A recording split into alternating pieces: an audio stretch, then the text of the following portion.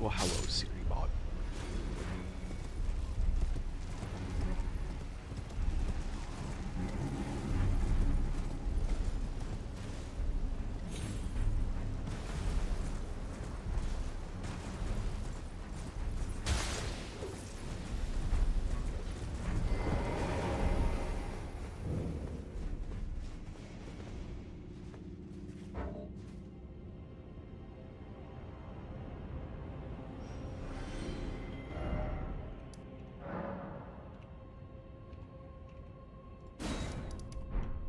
That's funny.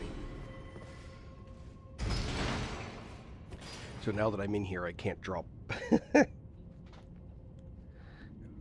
Okay.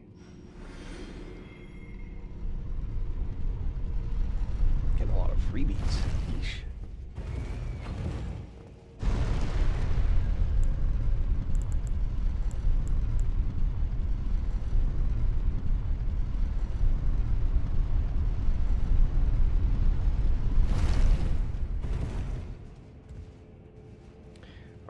This is a messy one. So we are going to there and there and there.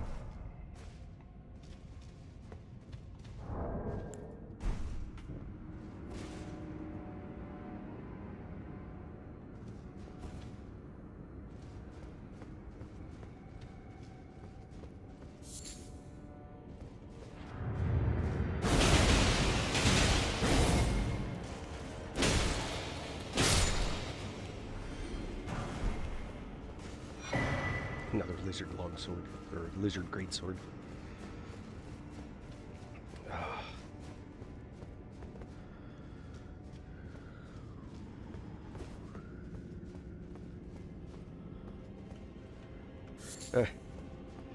Been playing too much Convergence.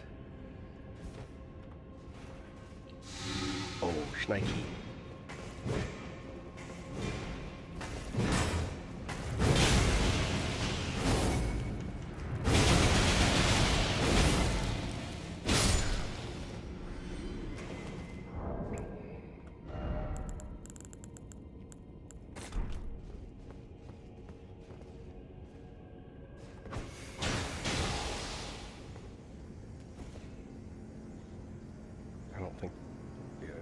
That's what I was trying to do when I first came around the corner.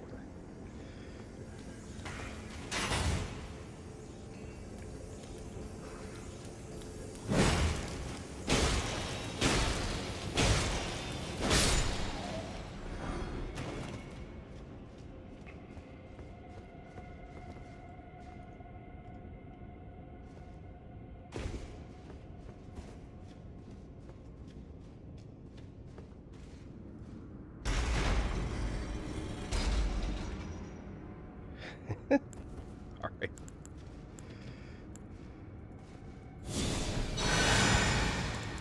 Yeesh. So demanding. Hey, Light, how you doing?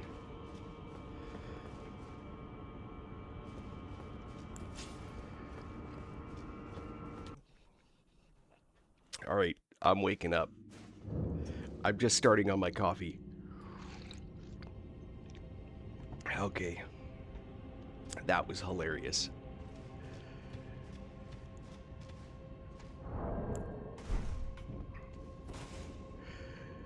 Oh, man.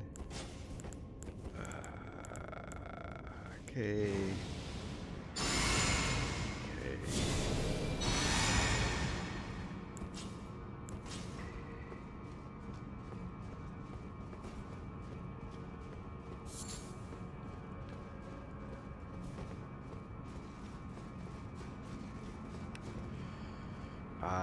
I do the jump, but now I have to go get my rune pile. Thank you, Ghost. Oh, appreciate it.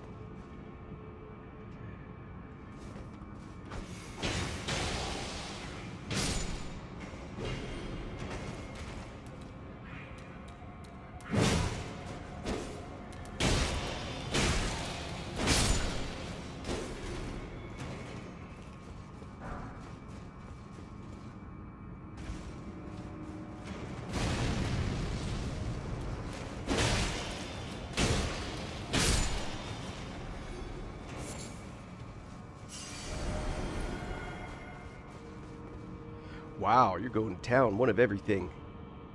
Thank you, Ghost. I appreciate that.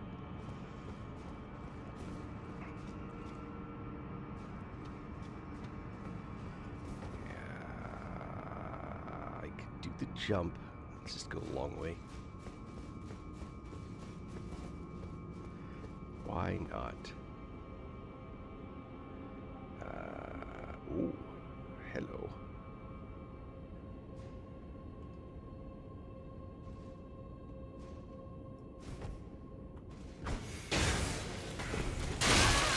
Ow! Oh, you bastard.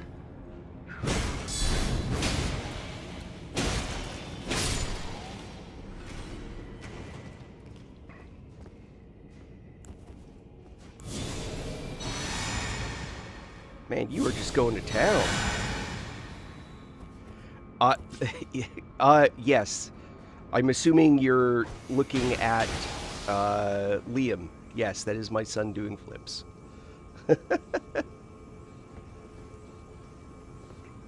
I have 2 kids, actually. That is one of them. They both do flips, but the older one is kind of famous for it.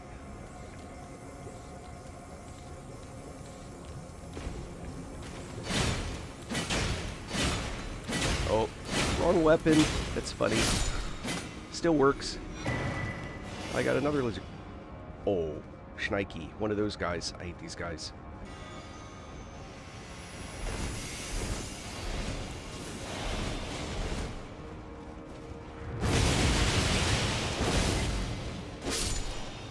I hate those guys.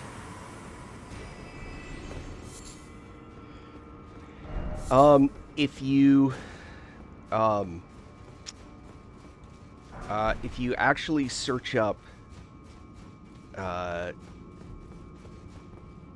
Top Gun and his name, you'll find some pretty, as if what you saw isn't impressive, but you'll see some pretty damn incredible competitive cheerleading stuff.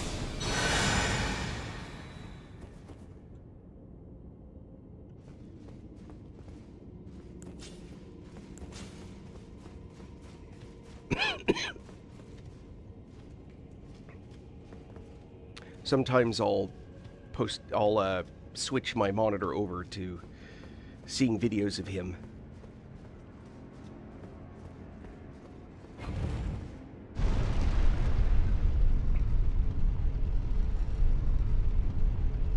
Yeah, it's crazy.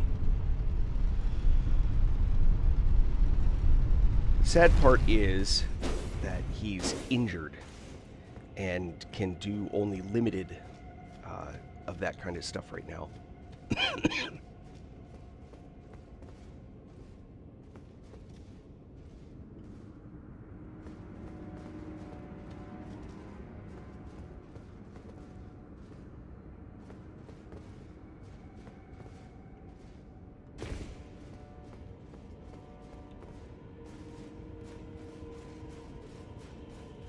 Oh, that he needed to get professional training. That was literally how kind of the whole thing started.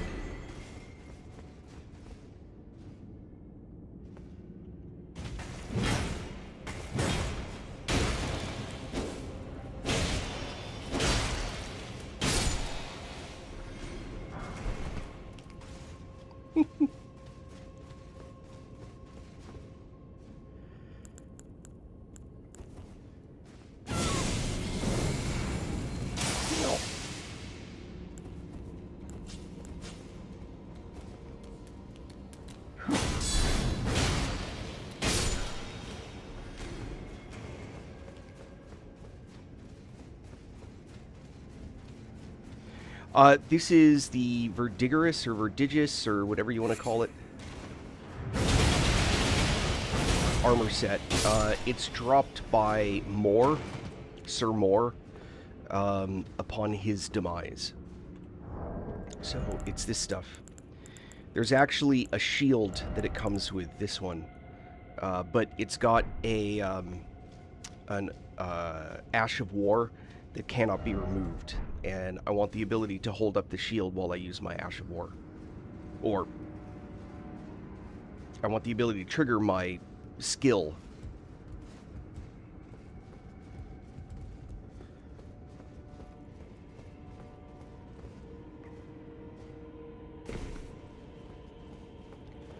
Turn the lights on.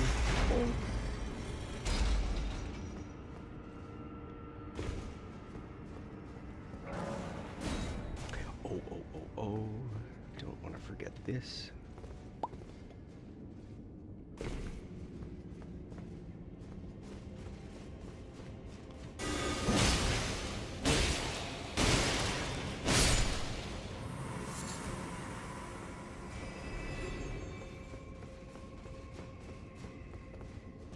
Another Death Knight armor set.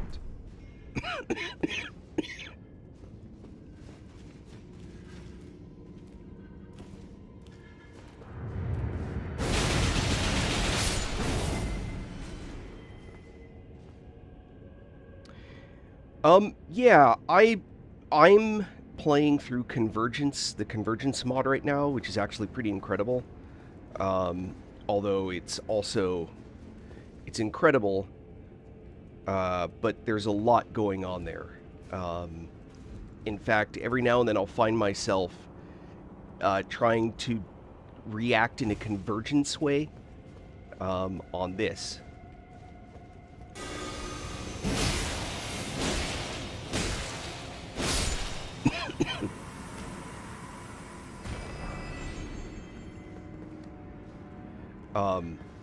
The Convergence mod has spells are a bit different, and there'll be things that I try and do that I actually are mirroring what I did in Convergence, which is kind of funny. Anyhow, well worth the time to play.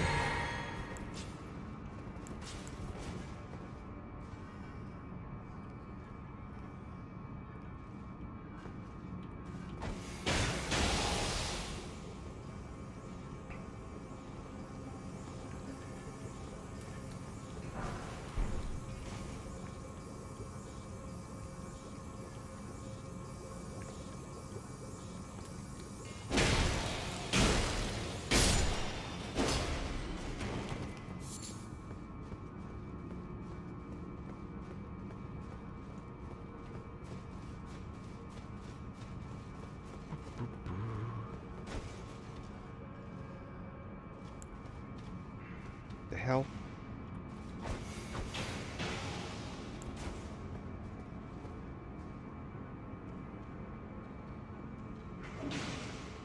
I love it.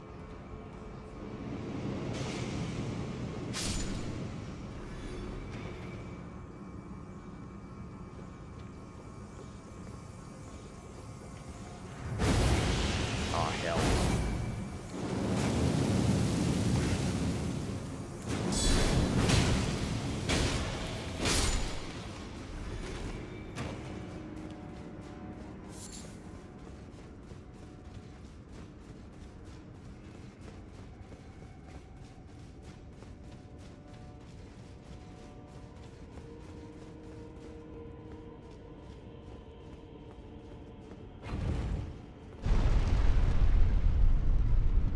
I always get in the habit of looking under lifts.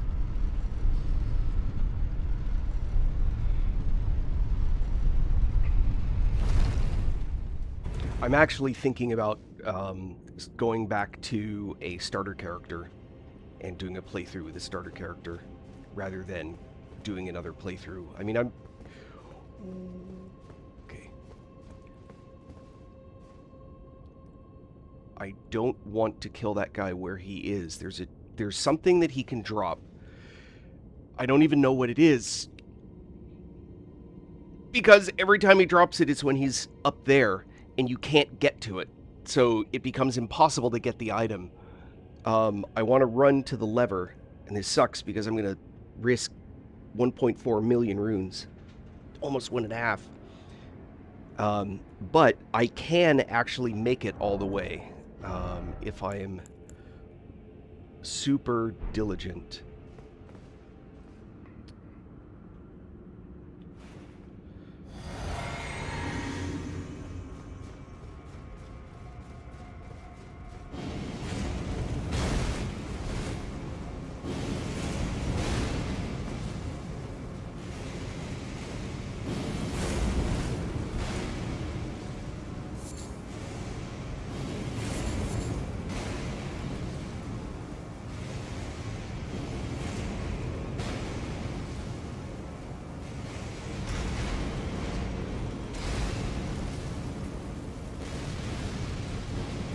So that lowers him down. So now I can actually deal with that guy, sort of.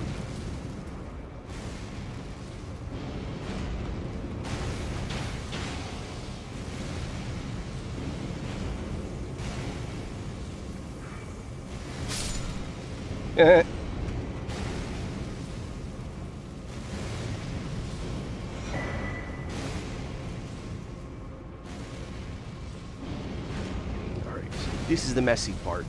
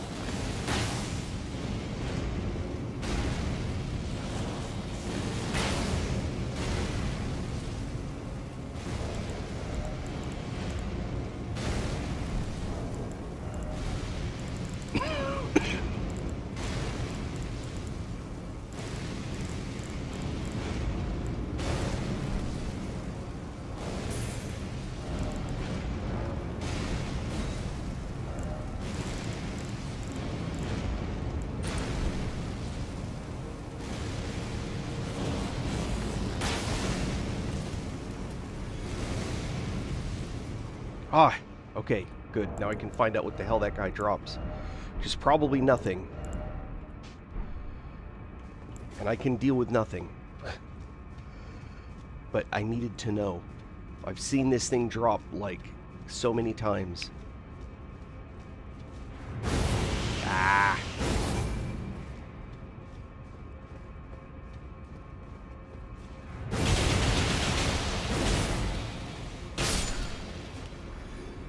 And it is Great Coast Glovewort. Weirdly, he didn't drop it last time. Alright, well, good to know.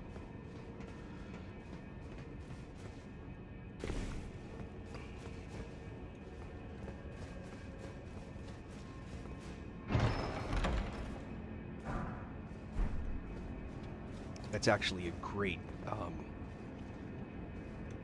summon, by the way. The Big Mouth Imp. Early playthroughs, he really does a number on Millennia.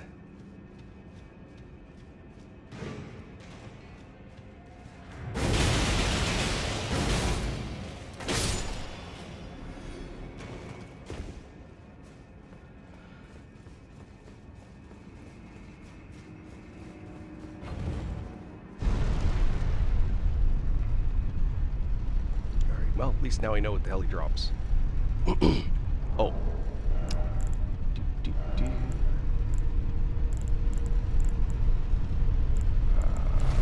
There.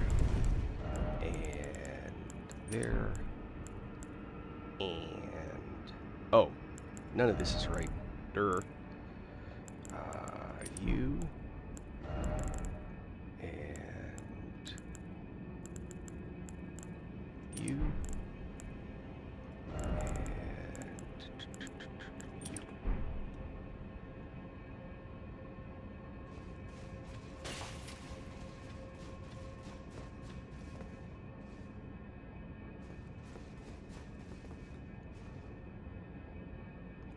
Not where I thought I'd be. Well, shit. Alright,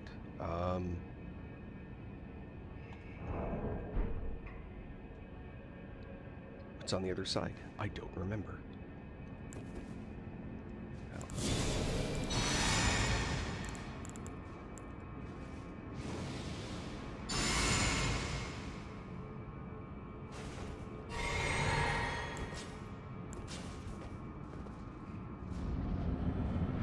Oh.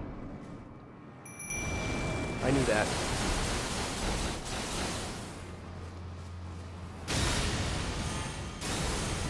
Oh. That. Okay.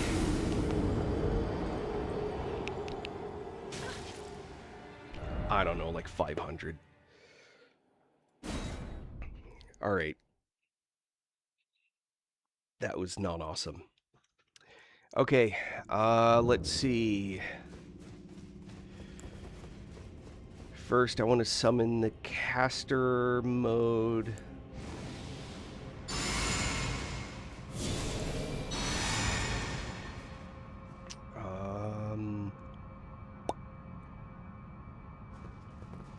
Yes.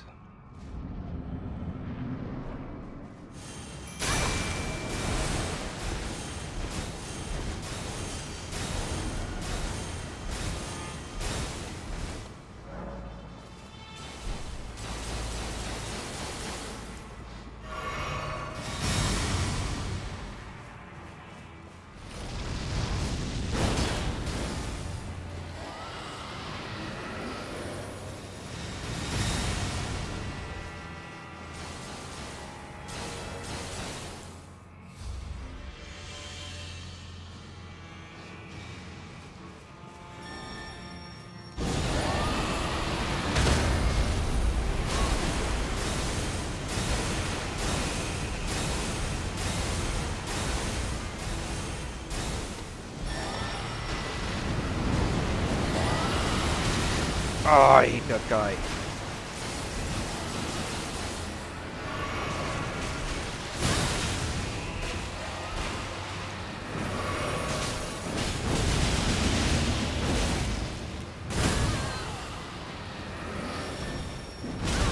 Ow.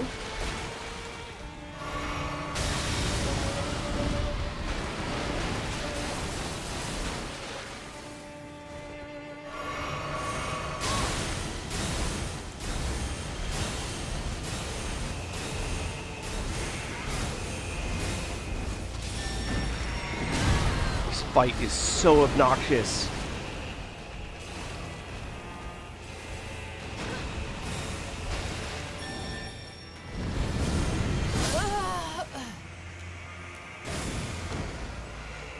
Yeah. This boss is just obnoxious. I find that once I lose control, I also didn't take my physic, but once I lose control on this, I never seem to be able to get it back. Yeah, ng+12. Well, it also doesn't help, and I'm about to change it, that I'm in all DPS mode. I'm not absorbing any damage. I'm about to change that.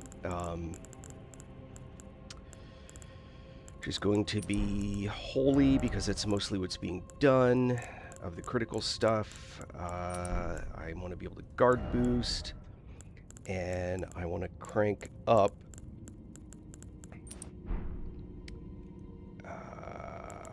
Yeah.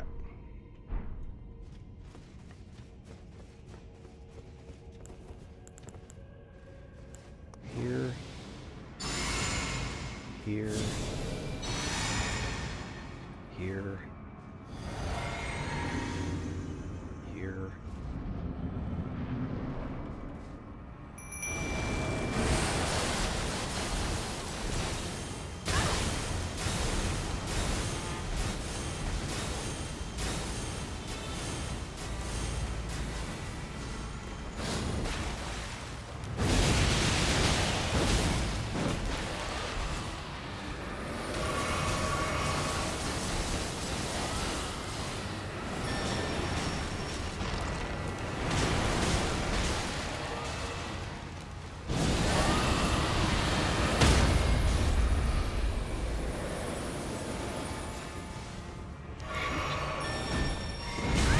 I hate those big guys.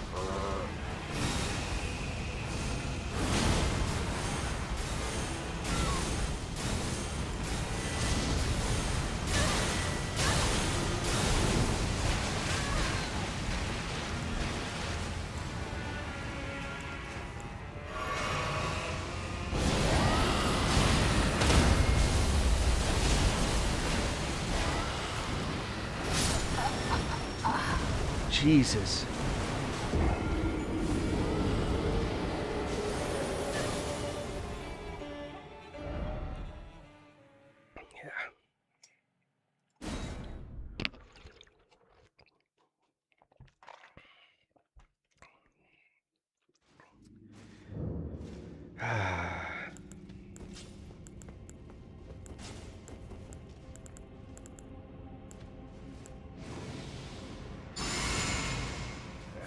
just need to not lose control of the fight, that's all.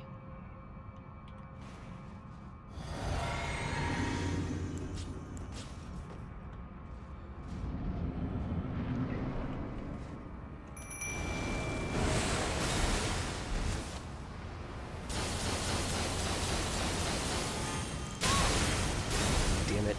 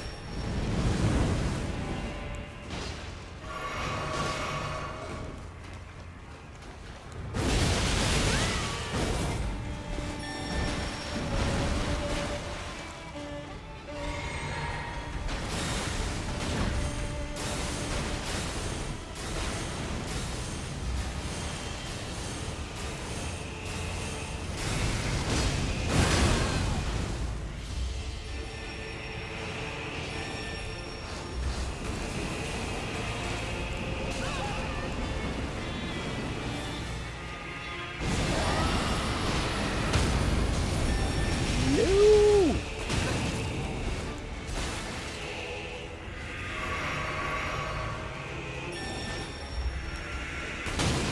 God bless.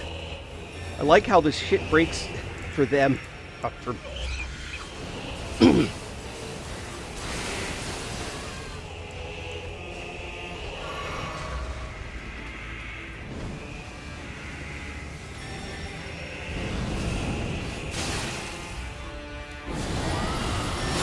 I'm about to get smacked.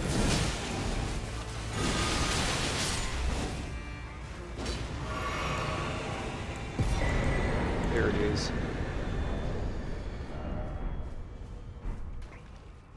Well, only cost me 1.5 million runes. Oh well. Now, for the most obnoxious part.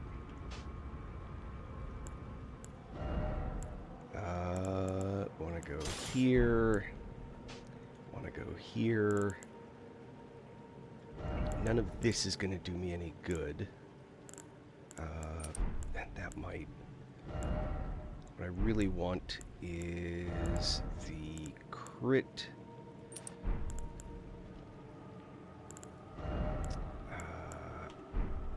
Hold on.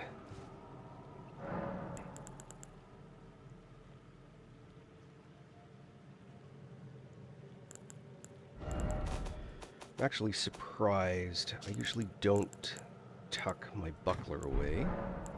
That's okay.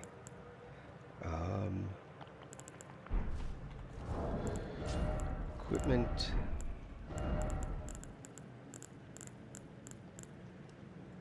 Buckler. Let's record.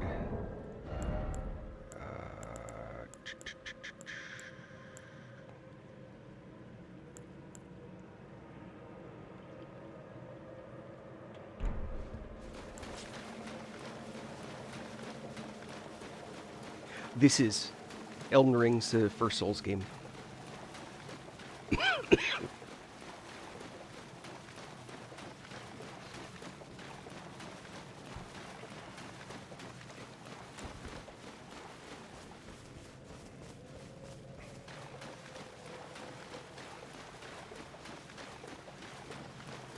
This will take me a little while to get the timing down, or I'll get it right the first time.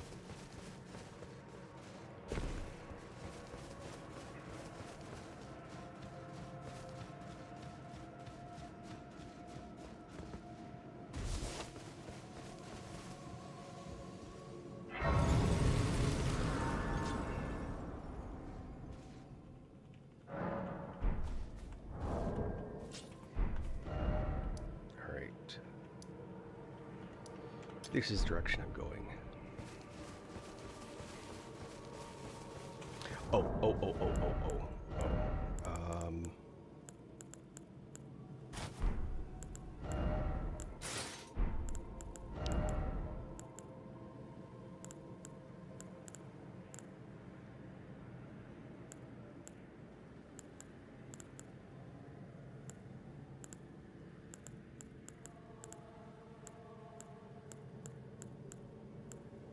That's weird.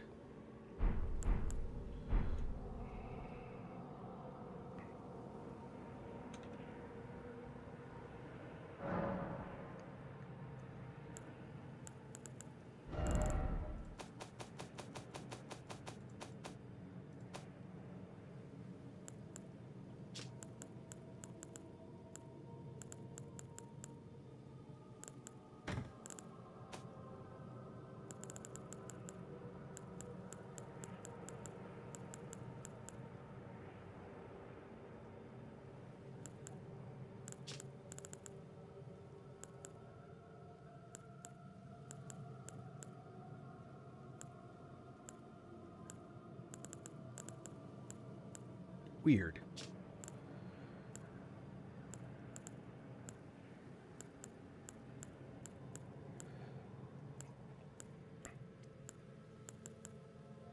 Why?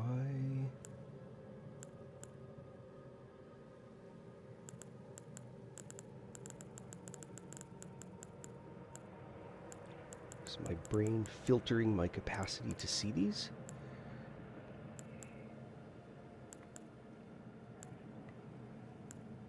There they are. Okay.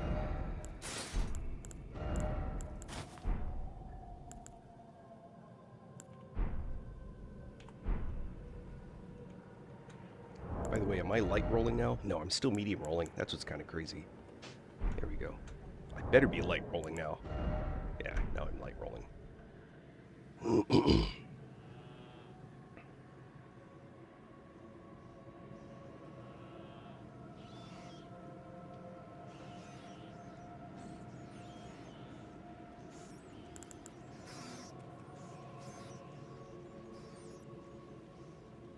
Isn't it weird running around with no noise?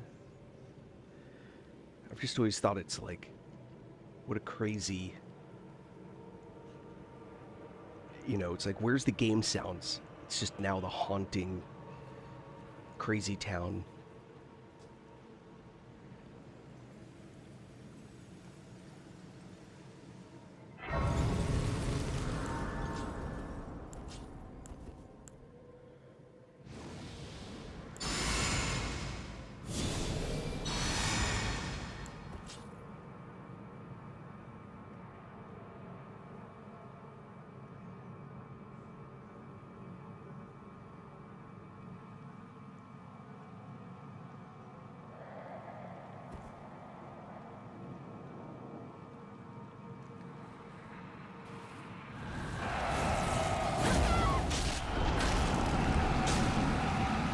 Oh shit. Didn't even move. I pressed the key, but it didn't even move.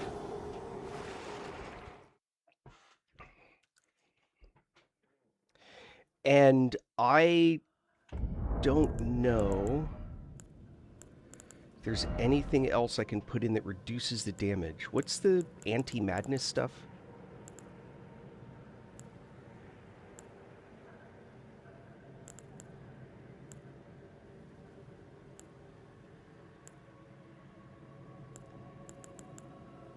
And the madness buildup. What is it that madness works against?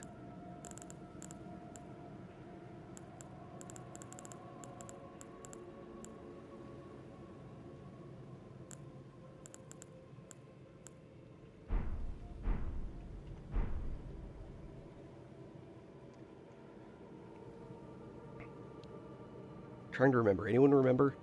Madness, I forget which stat madness is measured against. Immunity, robustness, focus, or vitality. Focus, maybe?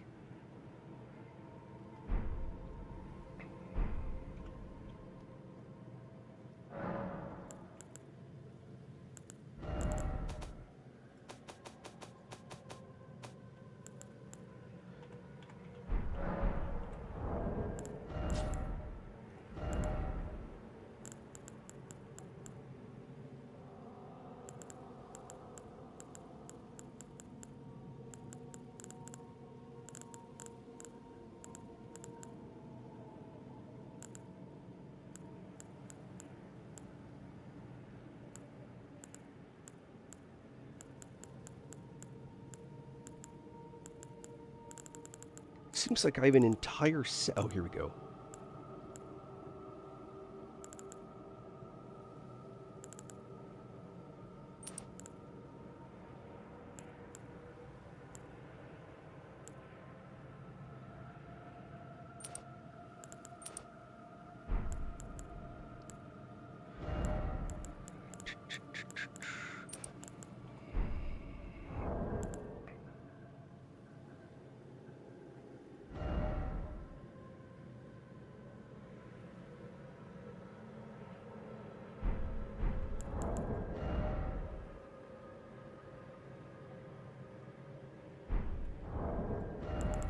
Wait. My focus went up? That's weird.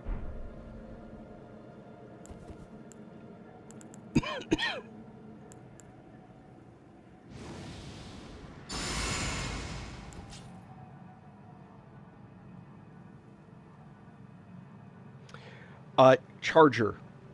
So during the initial part, you want to. So she's going to immediately cast. She almost always the immediate spell that she's going to cast is Comet of Azure. Run, like sidestep forward, run to the left or right, but I always do left around her, and she'll blast that. And as soon as she does, charge her and get toe to toe with her, and stay toe to toe with her. That's what you want to do. If there are ads, ignore them if you can, and just stay on her.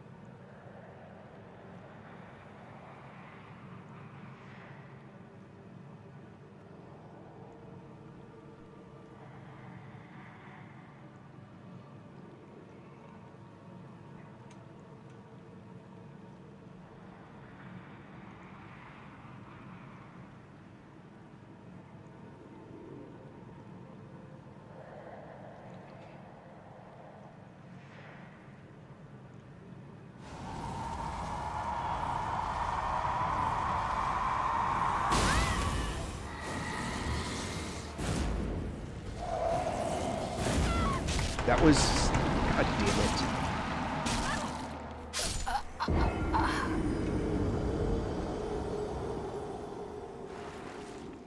I haven't played Night Rain.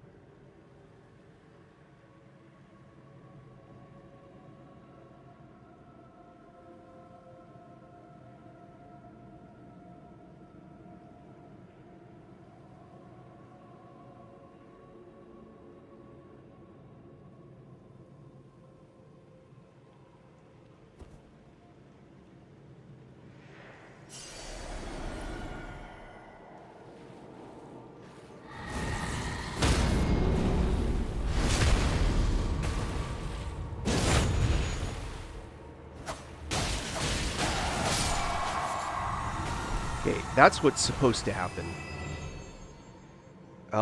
Yeah, I've been told that. These are funny.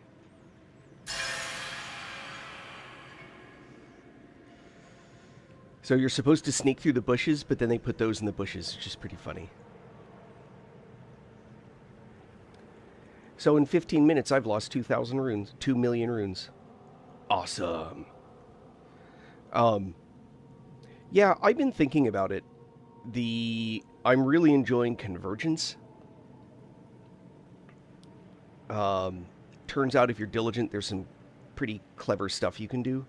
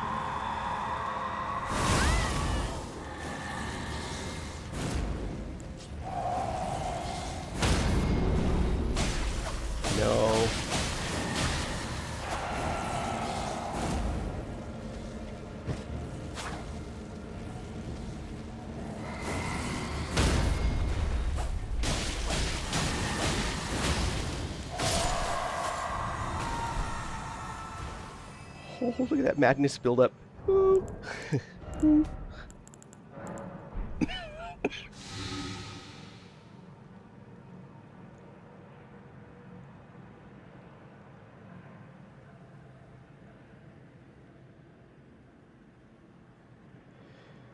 Oh, hold on.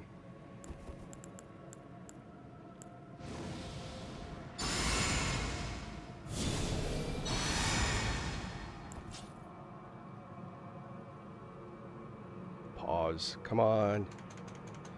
Why does Elden Ring do that?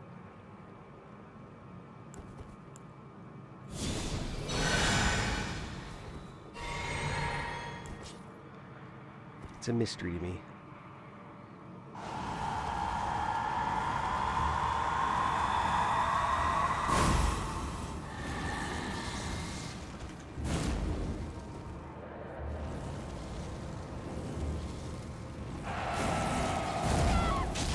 Bullshit.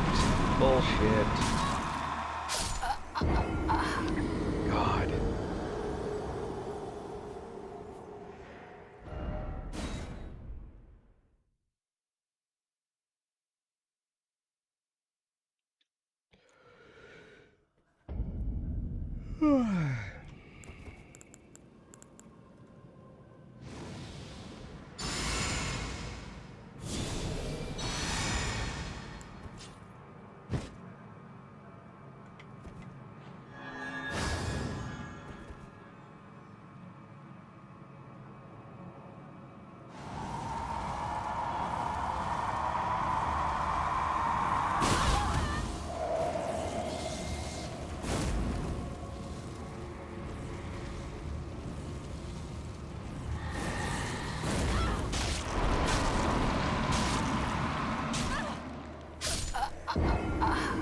I still call shenanigans.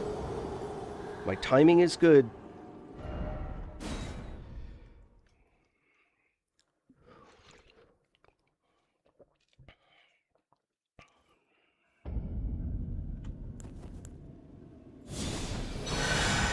Didn't mean to do that, but it's no harm.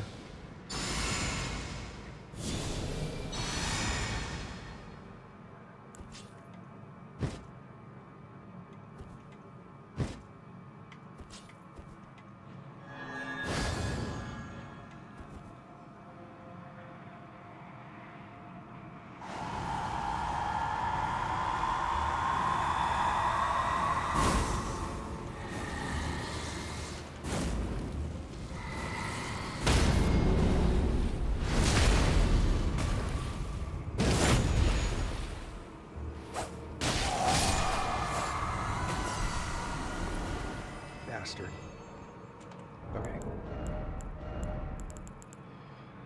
Back to our regularly scheduled crazy. Go. And go. And we do this. That.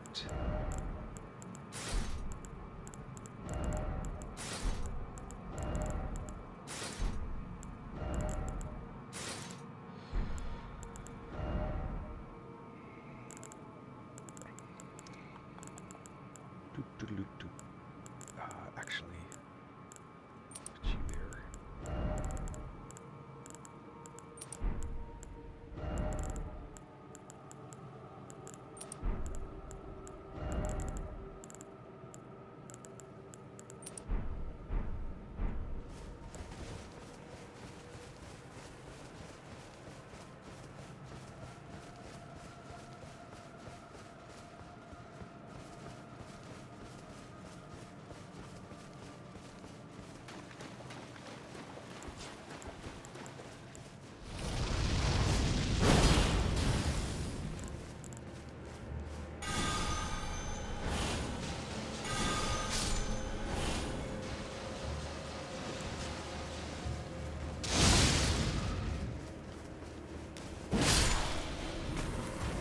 Crazy town.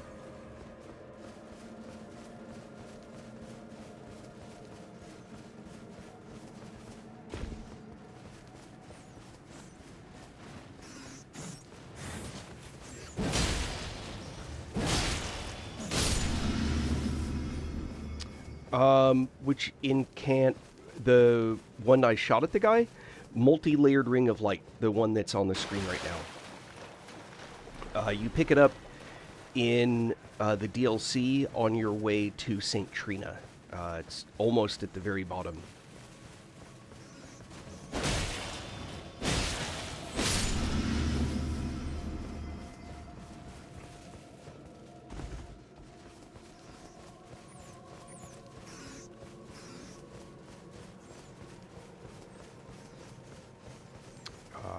Did I miss a turn? I may have missed a turn.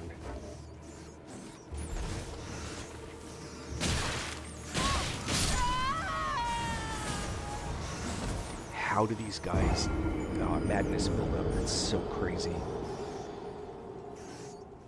Rats!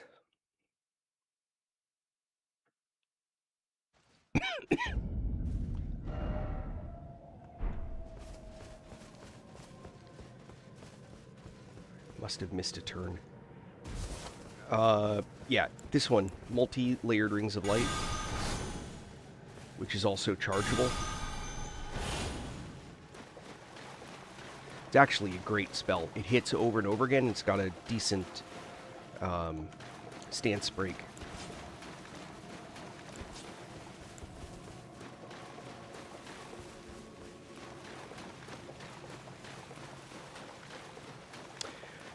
In the DLC, it is really easy to miss almost everything. You can walk to the last boss missing 90% of the zone, including NPC quests and everything else.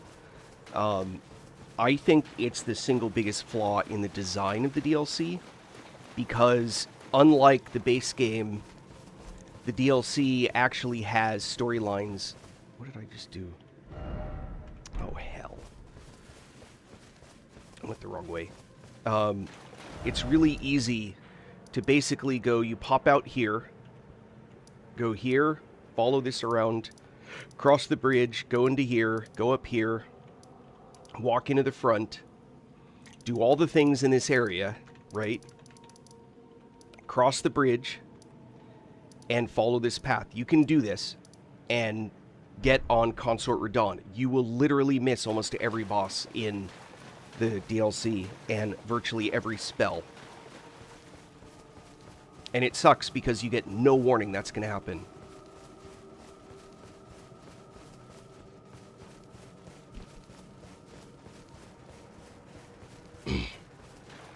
Now, you can do most of it after the fact.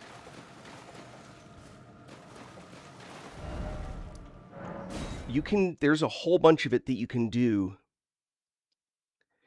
You're basically about to burn the thorns that surround the tree. So you can turn around and still do most of the place without continuing. So what happens is that you burn the thorns, and then it teleports you to this area up here. Think of this as like Farum Azula. Level 445. Think of this as like Farum Azula. So you'll go up to here. This is the Church of the Bud, is where you fight the Bud. This is where you burn the thorns. It teleports you here. And then you work your way in, and you'll be at Radahn. So I would stop at that point, unless you just want to be done with it.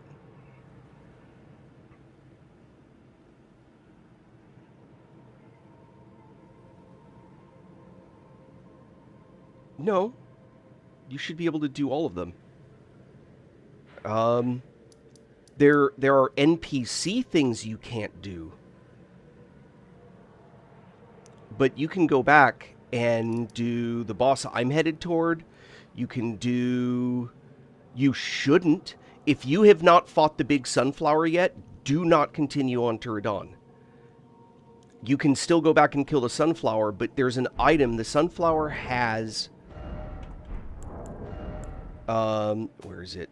The sunflower has this item, Miquella's Great Rune. And this item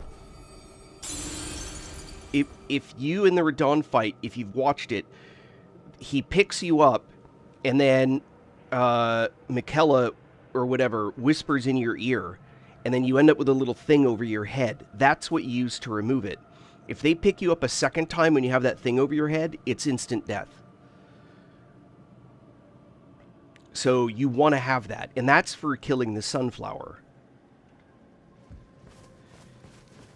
You definitely should not... no, I'm heading the right way. Weird. You definitely should not go to Radon without having at least done the sunflower. You can miss a whole bunch of other stuff. But I don't think there's any remembrances you miss if you kill Radon early. Well, that's the thing. Mesmer is a gatekeeper for killing Radon.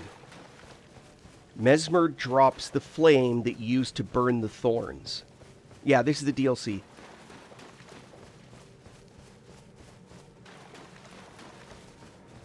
So if you're... okay, you're asking the big questions. All right, to get to the top part, sometimes there's a whole bunch of map sections where you have to go down.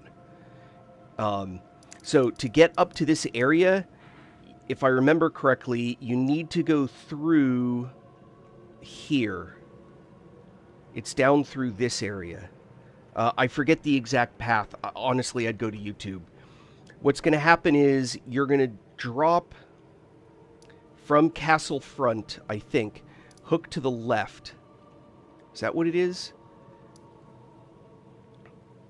No, that gets you to Fog Rift. Let me think. You need to go to this area, maybe? Through here. I haven't done it in a while. You get there, it's either through that, or you go through this area here, and then there's an under thing that you do. Not here. Here, maybe. Like this. There's a place where you go underground and come back up again. There's a bunch of those. Yeah. I'd YouTube it, sorry. In order for me to do that, I'd have to actually, like, hop over and run that path. And those are frustrating.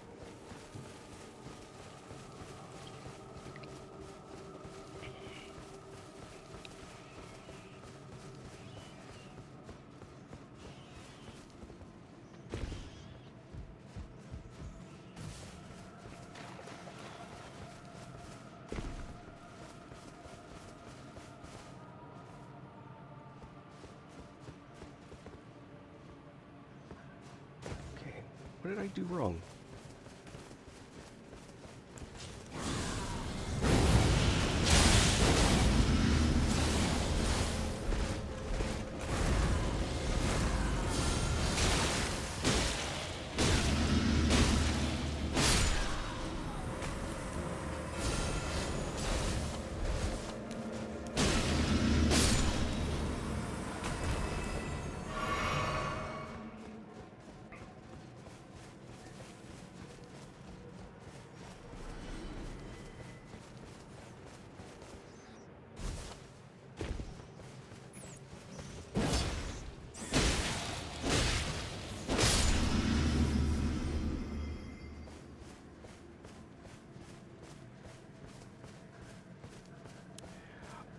Okay. Let me stick around for a minute. Let me get to the next... Let me get to the next...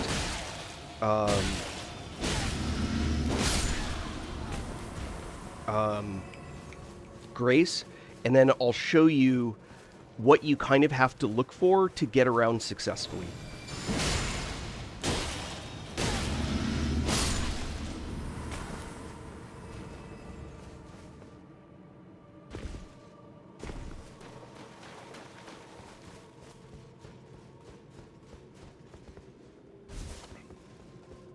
Yeah. I'll show you something and you're gonna like go, oh, fuck me, and realize that there's a ton of places that you should have gone that you didn't go. the one thing the DLC doesn't do a great job of is preparing you for how three-dimensional the map is. There isn't any really good place. I feel you. Give me a minute. There's a place under here, and I'll show you a couple of things that will be helpful, hopefully for others too. And you're going to be like, I'm telling you, if you haven't been to these places, you're going to be like going, what the hell? Who's supposed to find this? They're not obvious at all. And half the map is gate-kept by places like that. Now, come no closer. No. All right. So, the first one is when you come into... The first one I'll show you is... Oh, I didn't make a 7th floor. Oops. There's no way Freya's still here anyway. Nope. Shield. Okay, I went to the wrong place. So, from the first floor... Euphoria, I think you get after you burn the thorns. Swords of Light and Darkness, that's more tricky. Okay, so from here, watch what I do. You don't have to kill this guy, but it's a good idea. Come around the back here. Hey, Luchito. Kill this guy.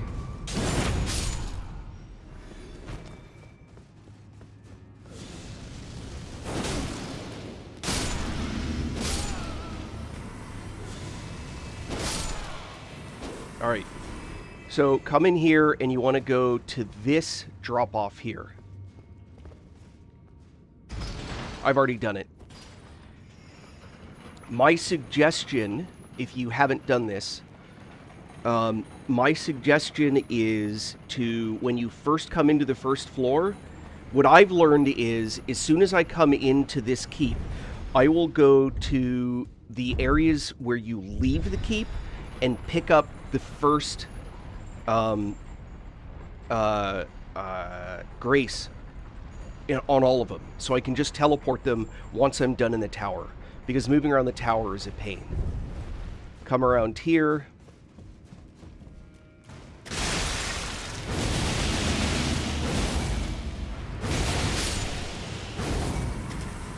I'm going to skip a bunch of stuff. I usually don't run by stuff, but I don't want to like completely waste your time.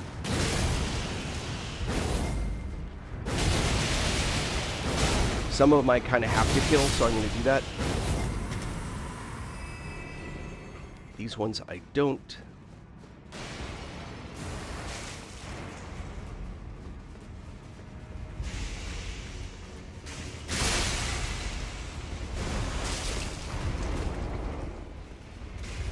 Just keep following this all the way down. And you want to get this. Oh, you must have done this guy. You went to Inner Limb.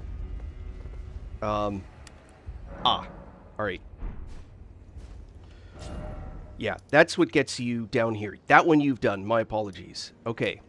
So that's the first one. So the second one is back to the first floor. Yeah. Alright. Back to the first floor. Turn around and go back down. I recommend you send this back up. So see how I just stepped on it and then moved back? Watch what happens when I run forward. Just wait for the button to come up. It seems kind of dumb, but wait for the button to come up.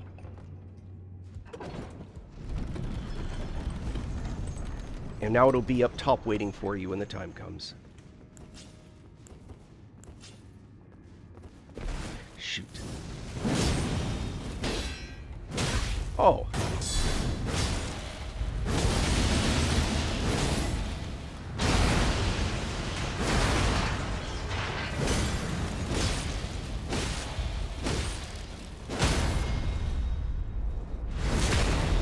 Sorry, that fight usually goes more cleanly. Alright.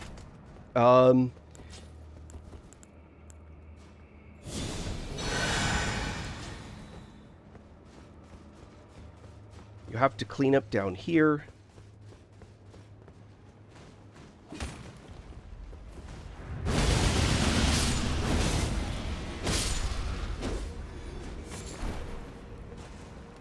There's one more.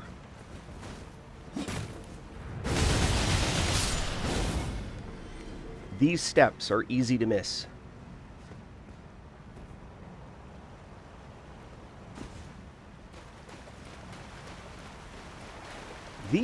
This ladder is easy to screw up. Make sure to walk to the other side or you fall down the hole.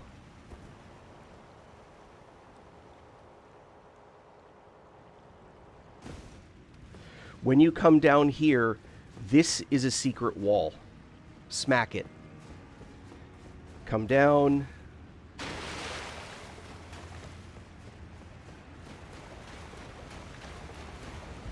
Take a coffin ride.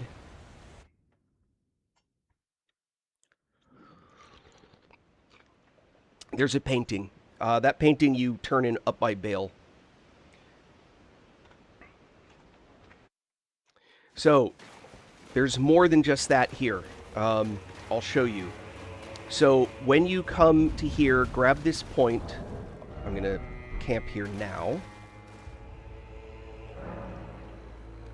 Fun. Right now, I'm just explaining a couple things. So, something you may or may not have seen before is this. You want to have a hefty furnace pot for this. There are going to be lootable things all around this field. See that basket in the water right there? Don't go near that yet. That place right there where that basket is, that guy's going to wake up and you'll have to fight him or just keep away from him. You don't want to deal with him. This, you have to deal with. You don't necessarily have to kill him, but you have to deal with it. Oh, that's actually the easiest one. For this area up here, it's this bridge. You go to the first floor, and there's an area right next to where you are where there's a lift that goes down, and it'll take you to the guy that rains fire. Follow that all the way up, and you'll end up in this area up here, if this is what you're talking about. All right. So, this is actually really important. Oh, yeah, you don't want to do that. But I'm about to give you some advice, and this is for anyone else as well.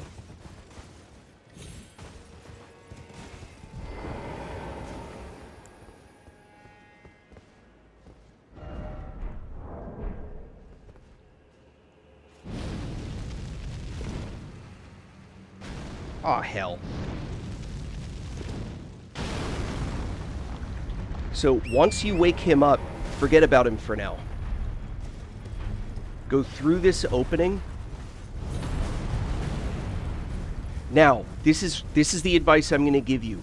What you're going to find right here, do not pick up this item. Don't. You're going to, and you probably already did. You don't want to pick up this item because, and I'll explain to you, by the way, to kill this guy, go up here.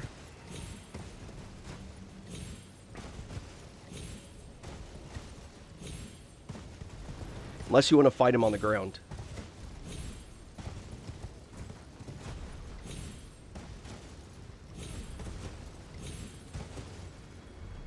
Ah, crap. And I'm on the outside. Well, you get the idea. Go up to that area and you can huck pots down into that guy. Once you've got that item, or if you've looted that item, all that means is that you have to pick a different location to convert that item into the Sword of Light or the Sword of Shadows, or Darkness. But he stays alive, but you can get through his legs now and get back to that area. Don't loot the sword there. Just recognize that that's in that location.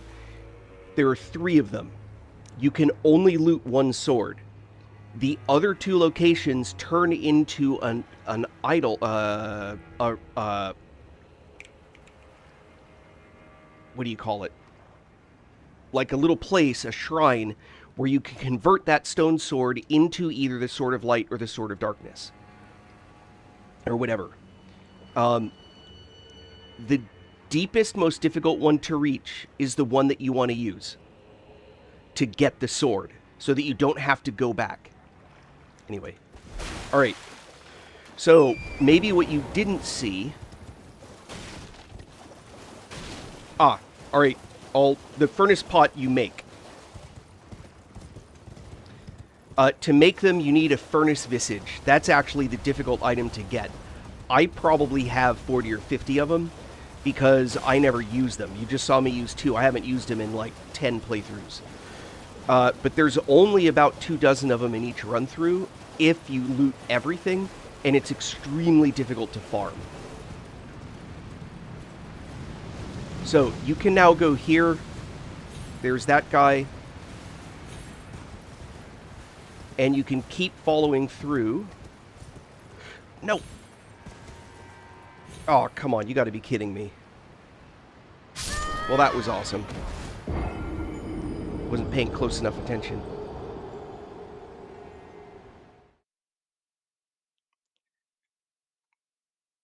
Meh.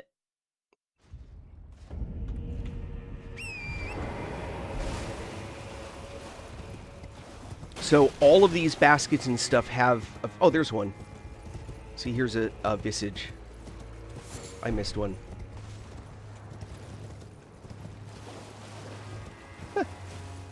Pause to read.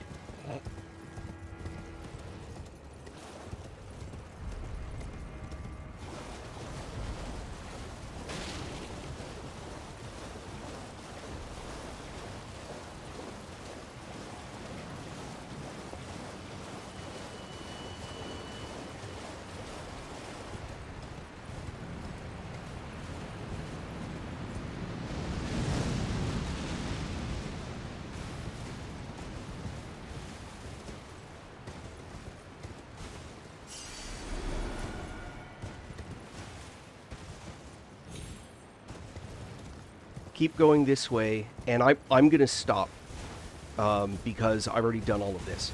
But this will take you all the way down to this area down here, and then that's where this boss is. So that's one boss that you can get to from down this area. Now I'm going to show you the much more important one it's much easier to miss. Let's see if I can get it right.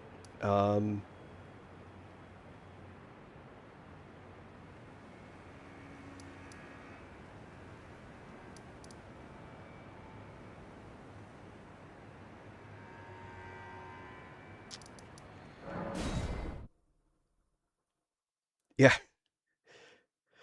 You can actually sneak by all those guys, but... Okay. Graveside Plain, this is like the heart and soul of the middle of the game. You come here all the time.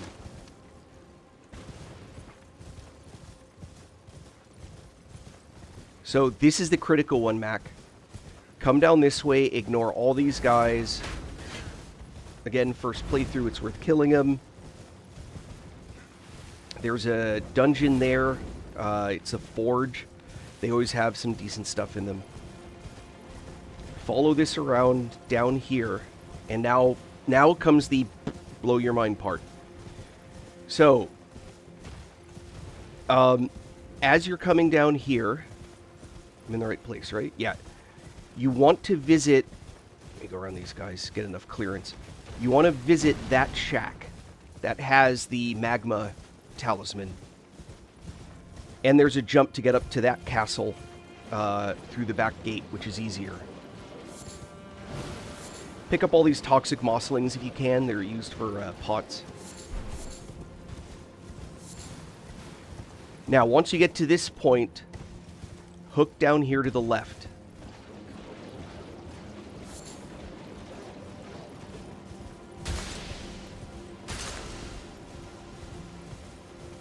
And then stay to the right. Took me a long time to figure this out. You stay to the right, you'll actually avoid most of those little guys and their little poison traps. Come down here.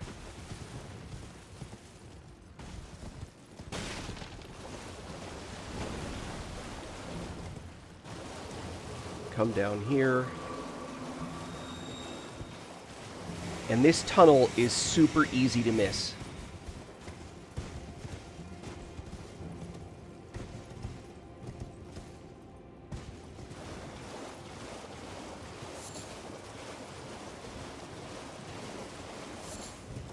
There'll be a lootable thing here, one of the skidoo tree fragments or whatever. And then there'll be a grace. So the grace that I started at is this one, Castle Front. And you're going to go downhill without going to the Rune Forge lava intake. You're going this way, under here. When you get to this area down here, you're going to hook back. You're going to go down like here, and then you're going to hook back. And it's going to bring you back under here, and you'll pop out in this area.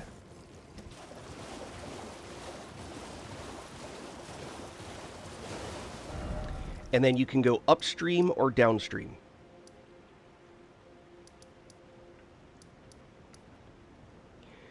If you go downstream,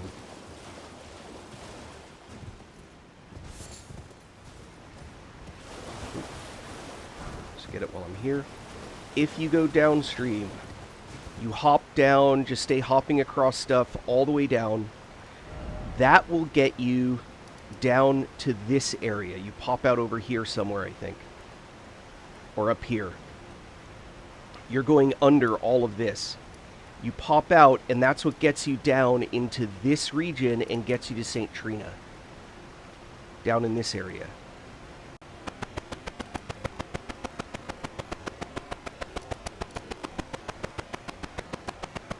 Finger Cave. Hold on, my sound just...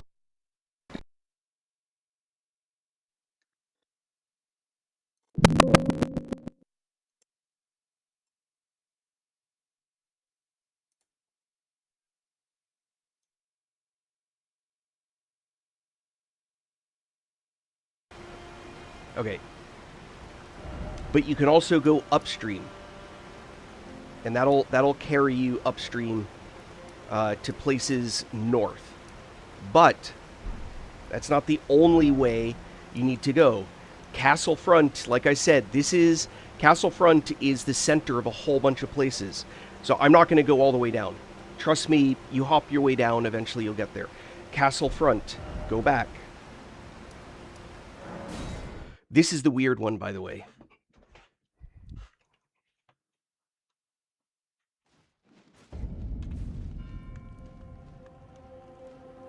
Hold on, is it Castle Front? Wait. This may not be the right one.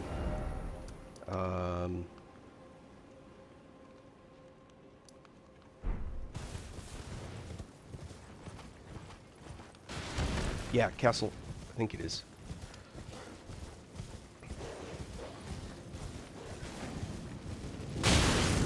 Holy shit.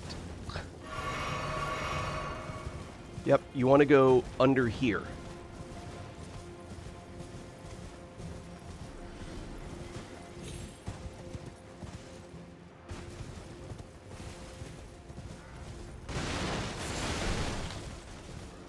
Watch out, there's a bunch of explosive barrels there, by the way. You can easily ride through it, you just don't want to... Yeah, you saw that? Welcome to my world. So, keep coming down around here. And this is when I was saying that the whole world is like one shot.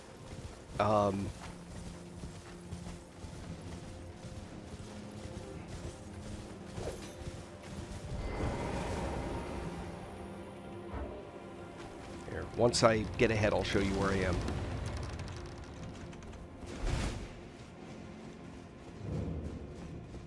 Fog Rift. If I remember correctly,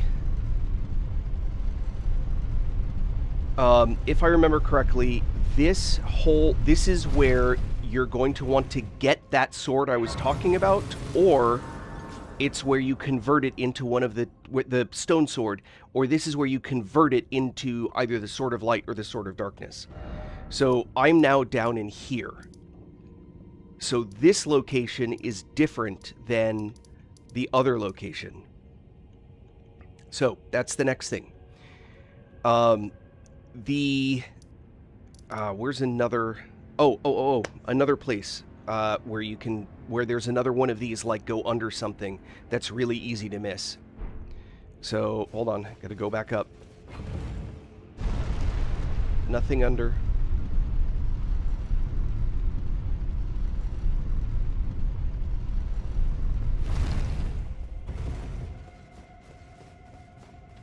Thank you for the follow, Dimitri.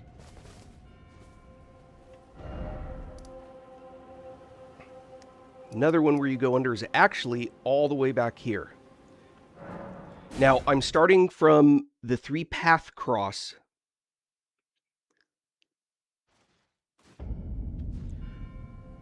It depends. Where did you get the sword from?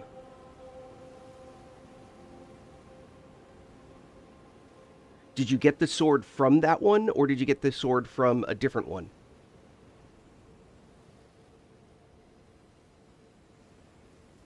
Anthony.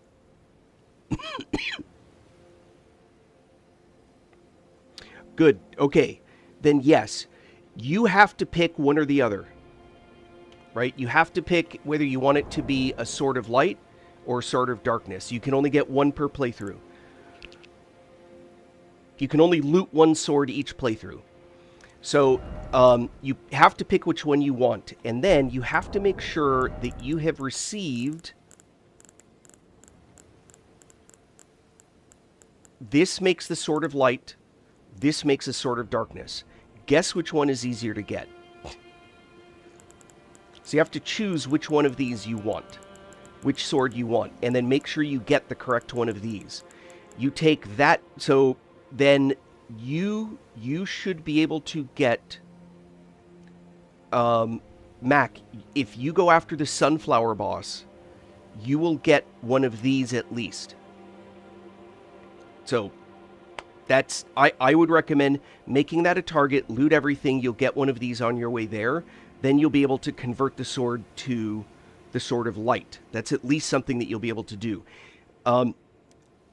The place where the 2 wicker men are, the fire giant, then you need one of these. And you'll have to look up where to get them. There's a few different places. I just don't go to them as often. The sunflower boss is optional, but highly recommended because the Rune of America. But you just need one of these. These get consumed more often than these do with a quest that you do. So the light sword buffs you and does the AoE attack. The dark sword debuffs them and does a different AoE attack. The light sword is generally considered to be functionally the better of the two. Yeah, I have one of each as well. That's what I did. I got one in one playthrough, one in the other. The place where the 2 wicker men are, you can now go back there with your sword. You have to have it in inventory with your sword and use that place to convert it to one of these 2. There's another one of those elsewhere. I don't remember off the top of my head. And you can go to that place and convert it as well. Okay. So, another place that's easy to miss. As you're coming through here to go up, following like the path, the walk that gets you quickly to the end boss, to Radon, right? You have to go up into this location. So what you want to do is, instead of going up to that where Moore and Unspa are at the time, take a hard left. You can go to the Moore and Unspa one. I just wanted to show you from the three cross. And there's actually a path back here.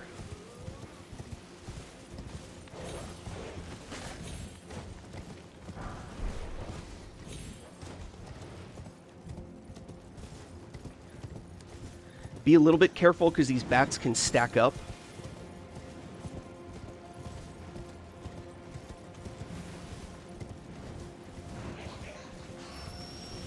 And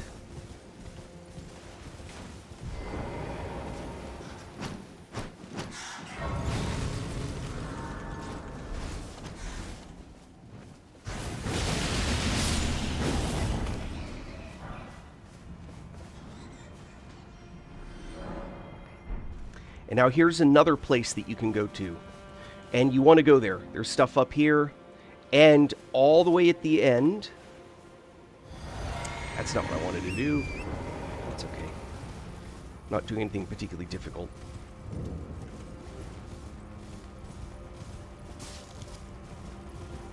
Look over there. Come along this way.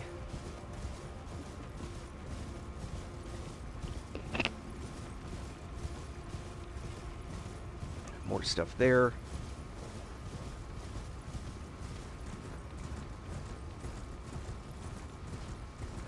Don't play with those big sheep. They're actually, like, really rough. I mean, if you want to play with them, but I'm just giving you the recommendation. Alright, keep following this up and around.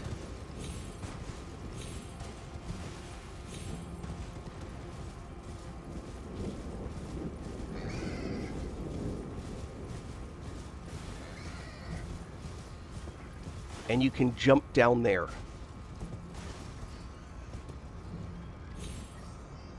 Carefully, of course. Up. Yeah. Go. More stuff to loot. More stuff to loot. And what's interesting is look where you are.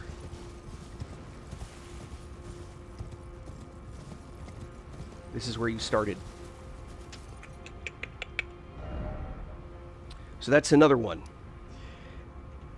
In order to get to Bale, you need to go to Dragon's Pit. Yep.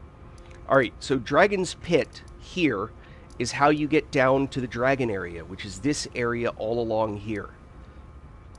To get to that, Castle Front. Told you, everything, like almost everything important is centered at Castle Front.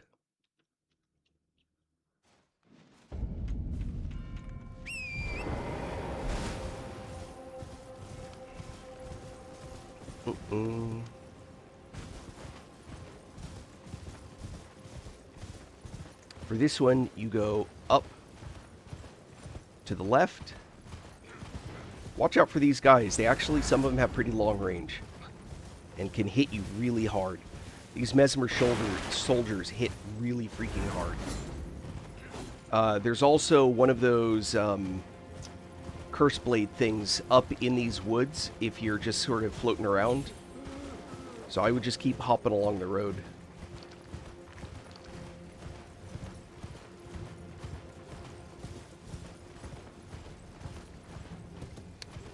There's a lootable up at the top of that tower. Bunch of birds to get there.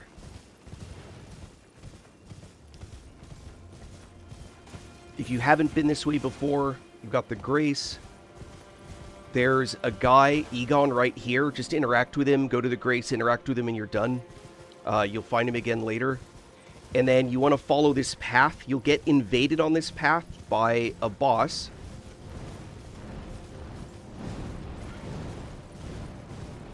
This is for dragons.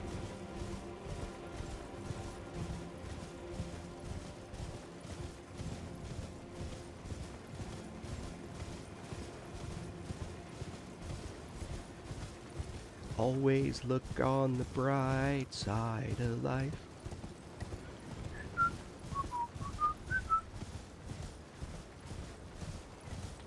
Okay, this will take you in here. Fight your way all the way through, and you'll end up at the Dragon's Pit terminus. So the last fight that you do in Dragon's Pit is in this room. When you beat him, there's the whole go back to the entrance thing, or open the doors and keep going. Open the doors and keep going. I'm showing you another hidden area for a reason, right? So go along this way. And you want to make your way to the Grand Altar. The NPC on mine, it's not there anymore. I've taken her for summonable again. But, again, a lot of people don't realize that if you follow up around here, not down there, up here,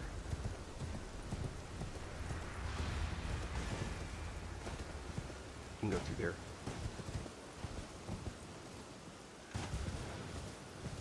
There's another path. This is to the Cerulean coast. Except this is the top part where it's red.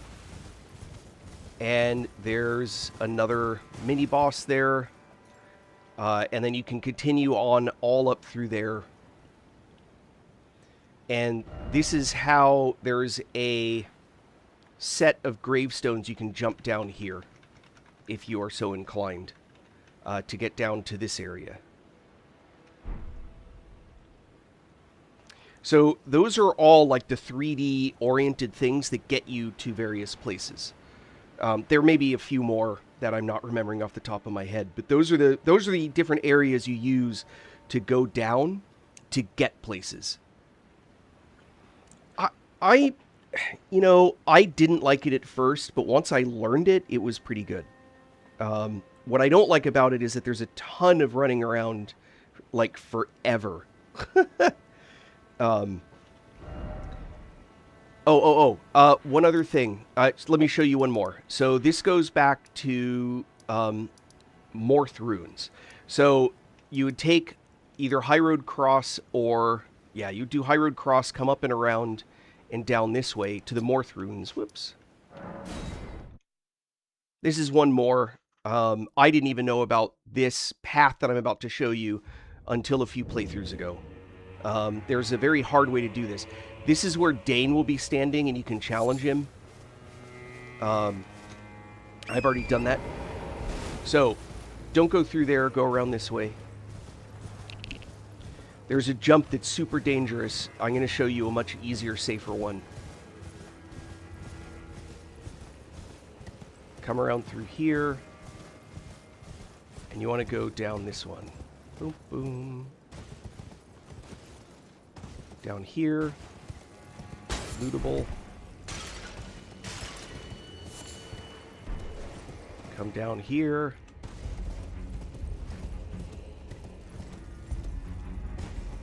Come down here.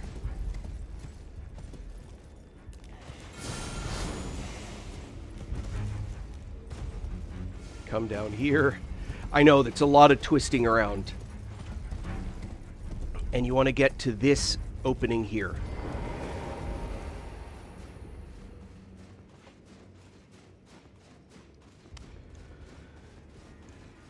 Okay, Cade, here's my advice. When you start playing, understand that there is no such a thing as a class. There is a starting build. And all that means is they gave you a starting package of gear and core stats that work with that gear for you to play that way. After that, it is wherever you put your points and whatever gear you buy. You can start off as a fighter and become a magic user instantly. Just as you gain levels. You're not going to be able to be very good at the casting until you get enough levels in Int and all that stuff. So, grab this Site of Grace, and then there are two different ways to go. One of them is across here to Bonnie Jail, Bonnie Goal, if you prefer. This is worth going into. This is a pretty cool place to explore. I'm not gonna do this playthrough, or at least not right now. Come down. I got a little more for you, Cade. Stick around. If you go to this spot, you can make the jump. You can't do it at the bridge. You'll end up down and gotta float around. This bridge is okay. So, Cade, the next thing is, don't play the game. Don't run past stuff. You're seeing me run past stuff because I'm on my 12th playthrough. And I don't... if I collected runes and life and everything all the way through here, I wouldn't even be remotely close to another level. I take millions of runes to level now. So, killing trash is not how I get levels anymore. I'll grab this point, follow through here, get the shit scared out of you, wait for it.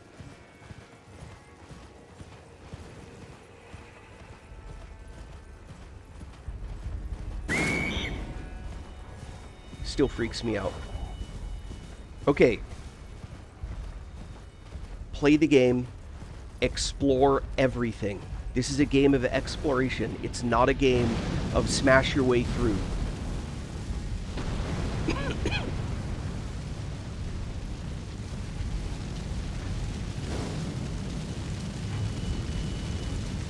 So, Cade, you're going to see rune farms and go through this sneaky list to pick stuff up and all that stuff. Don't do any of that. Just play the game. I promise you, you're going to have way more fun learning the basic skills when you're low level. Instead of gaining a bunch of levels, relying on your stats. Oh, don't forget that.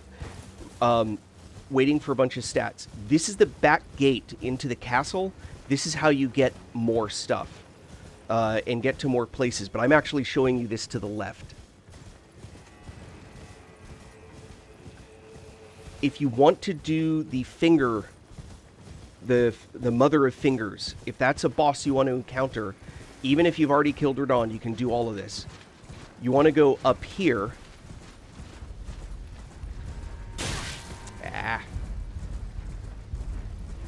And go into the cathedral.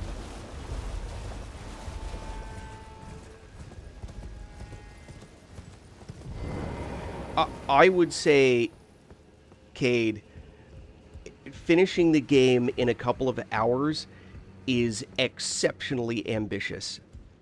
I think you're going to find most people spend a couple of hours being trapped in a couple locations because they don't realize that they're going to be trapped. I would urge you to not to stay in the local area. You're going to start off. This is where you're going to start off, is down here.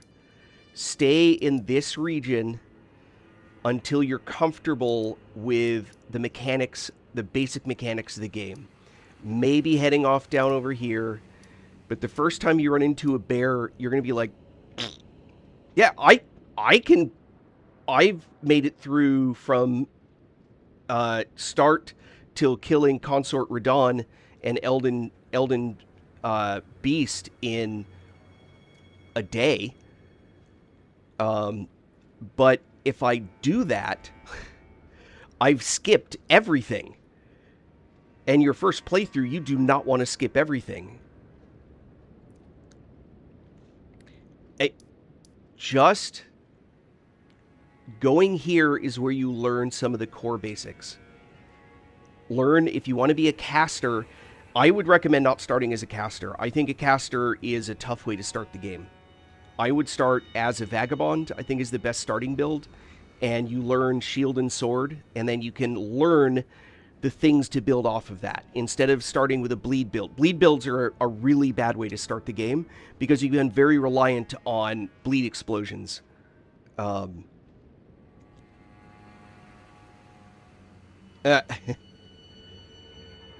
Yeah, I would play the game, talk to the people, encounter stuff. Eke every dollar that you can out of the game by having fun playing it. Watch other people do the crazy hard shit. Just enjoy the game. You'll make it through. If you complete the whole map, killing everything and doing all of that, you'll beat the Elden Beast at about level 175, give or take. That's about where you'll be by the time you beat the Elden Beast, if your map looks like mine, where you've kind of done everything. So you'll come in here, you'll talk to that guy, and what he's going to do is he's going to send you first to here. If you go here first, which you can, and you do the thing here, he'll actually have a different text, but it doesn't break anything. First you go here, you go into this center here, and there's a whistle that's like... blow that. Then he's like, oh, I heard it. Now go to this one. Do the same thing here. It's like, one more, but it's actually beneath his feet. I'm not going to do the Mother of Fingers. It's a massively long quest line for no real payout. So that's all the... That's... By the time I beat... What I did my first playthrough on this character was... I left Radon alive until I couldn't continue the game anymore. Then I killed Radon. Then I finished the Fire Giant and everything else. I got to where I was ready to engage Godfrey and the Elden Beast. And instead, I went to Moog, killed him, and went and did all the DLC. Then I came back and finished the end of the game.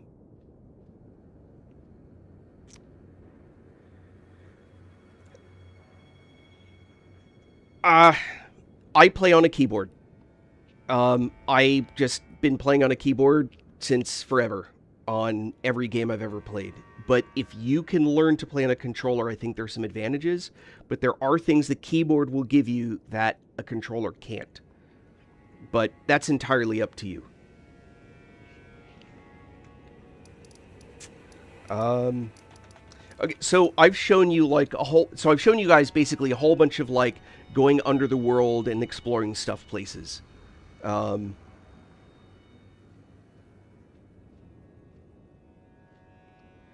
Typing out messages. Some people really like to do the whole message on the ground thing.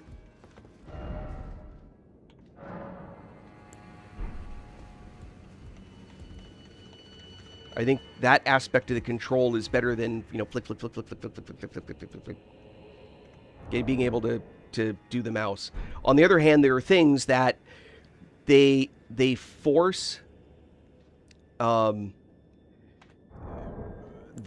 problem is they force you to do controller-style mechanics, even though you have a keyboard. Like, I would love to click... To get these, I'd love it to be 1, 2, 3, 4, 5, 6, 7 would select my spell. They don't give you that option.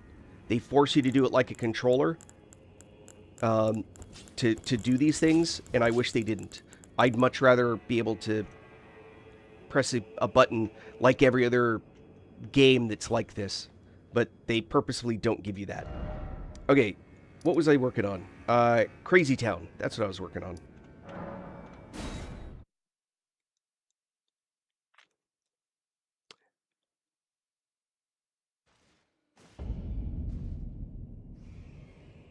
No.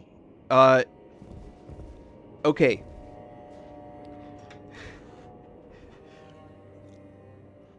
J2 really. The last boss of the game is the Elden Beast. From a storyline perspective, that is the last boss. From a difficulty standpoint, Consort Radon, or Radagon, or whatever, is the hardest boss. But from a playthrough storyline perspective, Elden Beast is the last of the bosses. So if you do my first playthrough, I left...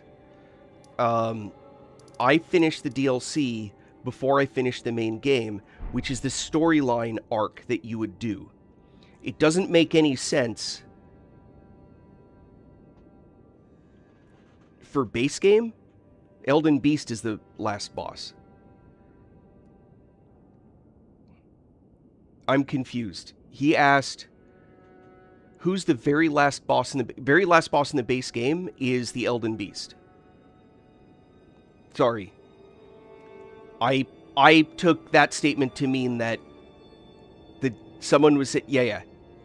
So the Elden Beast is the very last boss, but it's a double boss fight. You beat one, then you beat another. The DLC does not... The DLC is not a prequel. It's an inline. So it used to be that you would like do this. Now you go DLC and then finish. So you would go to Moog. Radahn, Consort Radahn is the DLC final boss, but ideally, from a storyline perspective, you would beat that before you go to the Elden Beast. Let me give you the simplest proof that I have. Just an explanation. When you go to fight Consort Radahn, to that fight, you first have to fight the NPCs that you haven't taken care of. One of the things that Letta says is, something to the effect of, I don't know if you're doing it because it's what so-and-so wanted, or if the tree is controlling you, but we're going to stop you from doing it. If you've already burnt the tree wouldn't be controlling you to go do this other thing. That's like the easiest short circuit explanation of the lore component. The second thing is, if you're already the Elden Lord, no one else can do anything to become the Elden Lord except beating you. And the whole way they explain what they're doing is to become a god from a demigod by becoming Elden Lord, not by beating you. No, okay, wait, hold on. Sort of. Sort of. The correct answer, Anthony, is correct. No, you don't, but actually, you kind of do. So, in the last boss fight, you're fighting kind of two bosses at once. You're fighting Mohg, and you're fighting Radahn. What you're fighting is Radahn put into Mohg's body. Ew.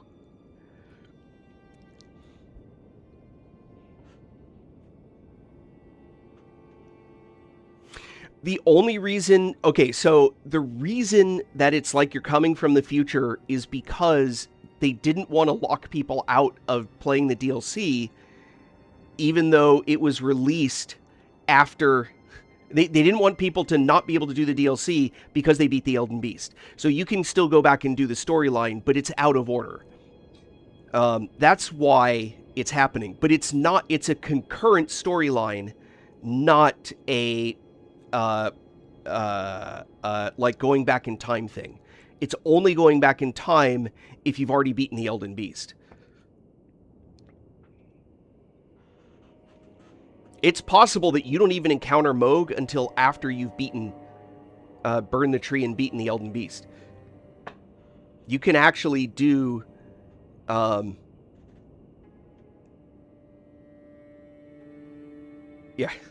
Alright.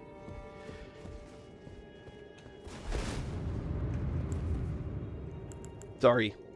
Too much talk, not enough play. No, you're still Elden Lord. They're just mad. I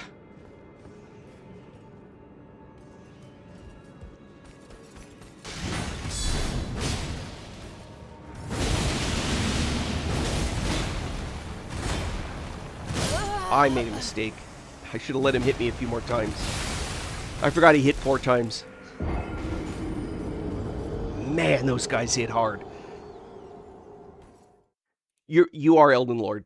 Not with this shield. I know he's parryable, but not with this shield.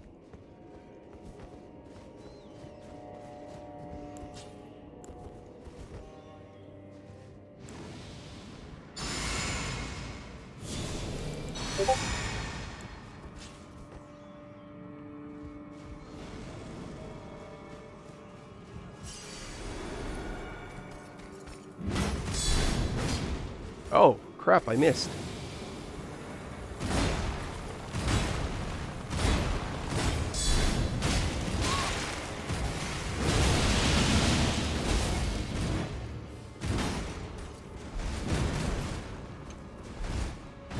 I'm trapped.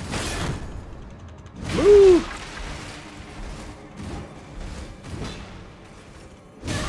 Ow! Oh, I missed.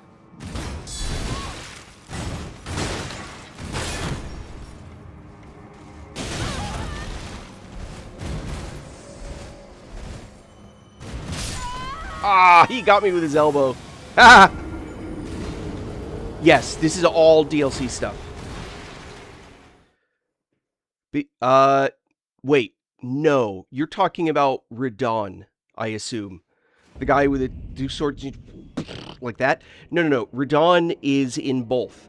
Well, sort of.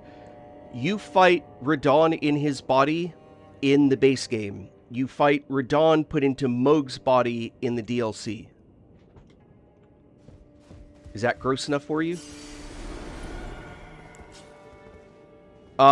No. Radon and Consort are not the same body. They're the same mind, or spirit, or soul. I think I got that right.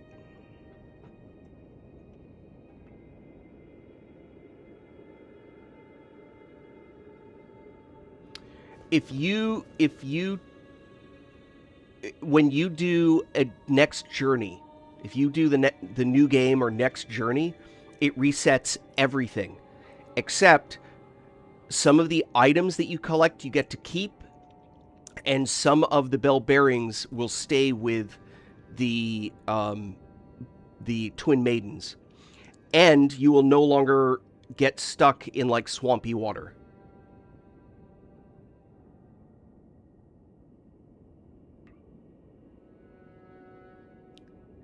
DLC is way harder.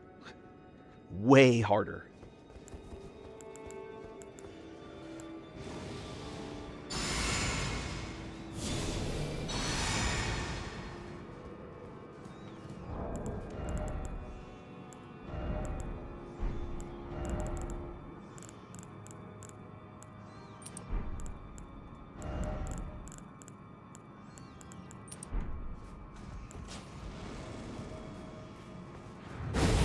No. Ah.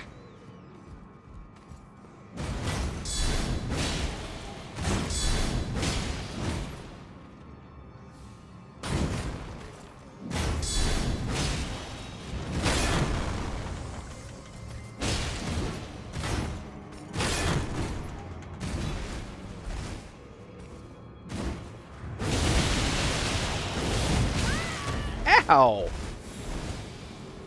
Nope.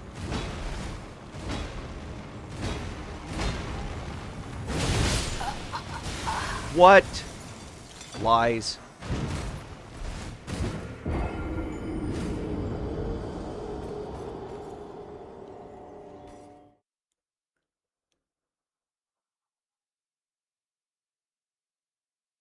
I think Consort Radon's way harder than Melania. I think Mesmer's harder than Melania.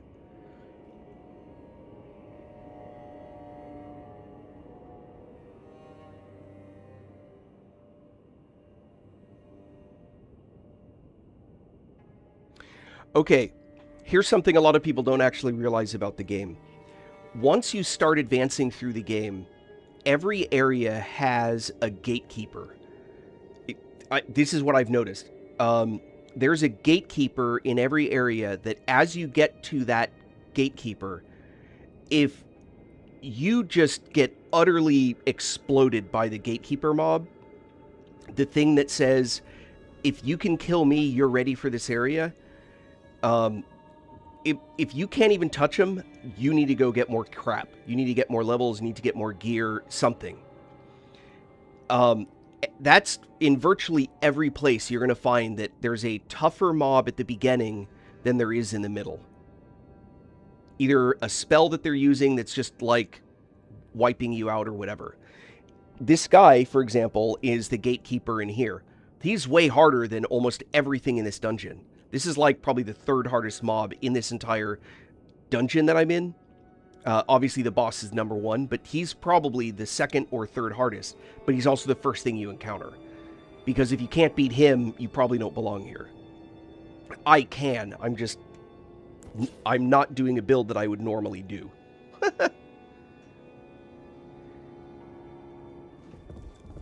The reason people say to pick samurai is because you start with a katana, which is a bleed weapon. I really don't recommend starting with a build like that. The problem is that you don't use the skills that you have to learn how to fight. Instead, you're just trying to get hits in to build up bleed, so you get a bleed effect. I would not start the game that way. I'd start learning how to play the game without that, and then pick up a katana and learn how to use it. That's my opinion.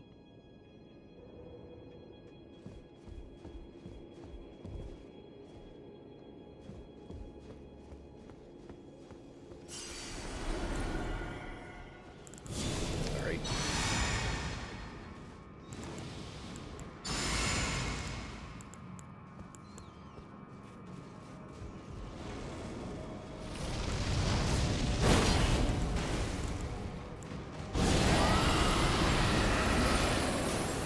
Oh, I'm getting hit.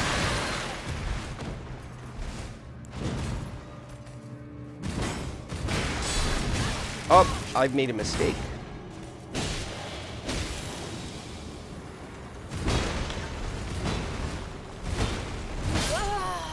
Oh, man.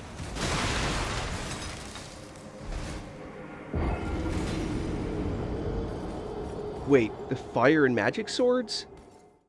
You mean, the ones from the boss in... do you mean...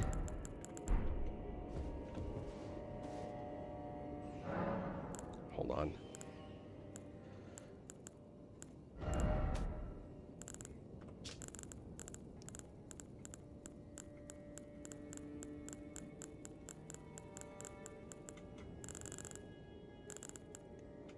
This one?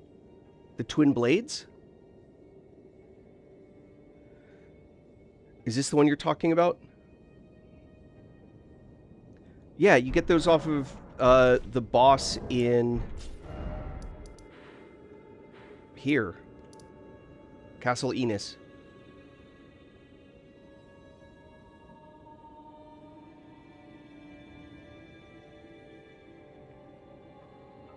Yeah, no worries. You get them. You have to beat the boss of Castle Enos. She uses them.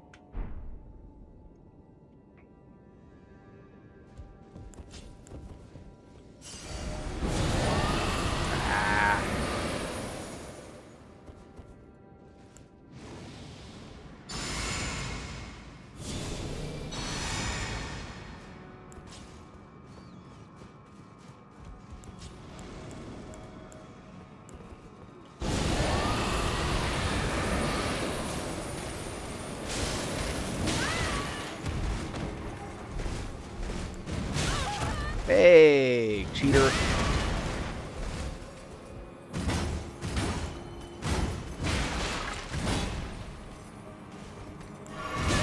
Aw, come on.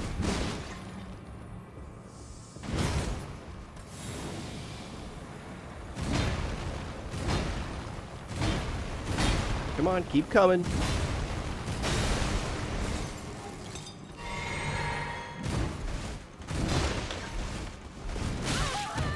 Come on. Alright. Never mind.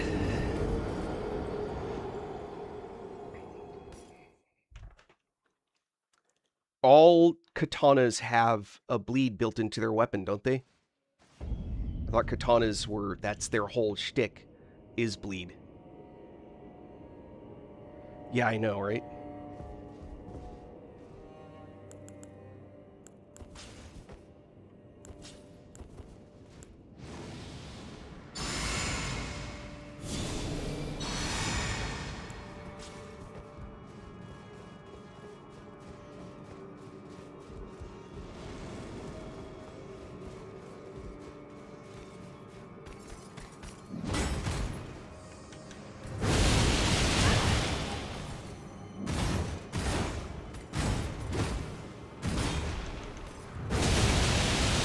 Jesus, this guy's got a billion hit points on this playthrough.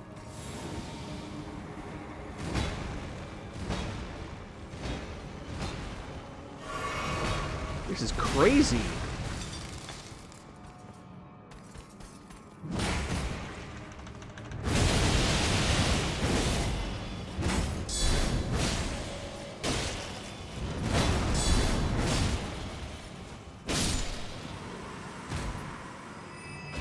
Good lord. That guy's got so many hit points.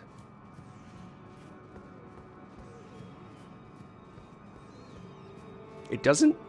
Oh, alright. Then what's the point? Fair enough.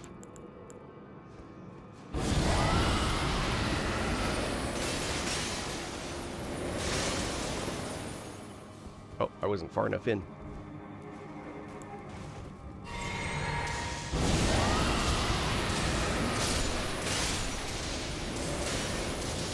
What? Lies.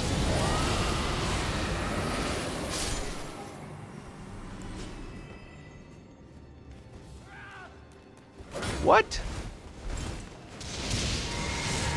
Uh-oh.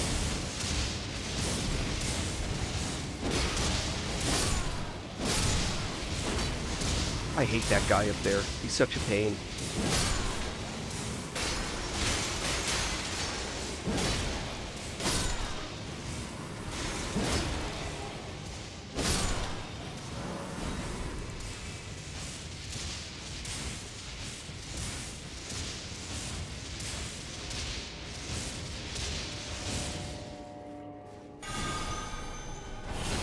Oh, stupid drape.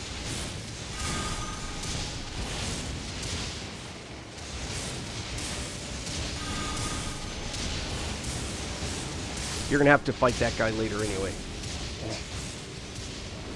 Oh. Oh, that's right.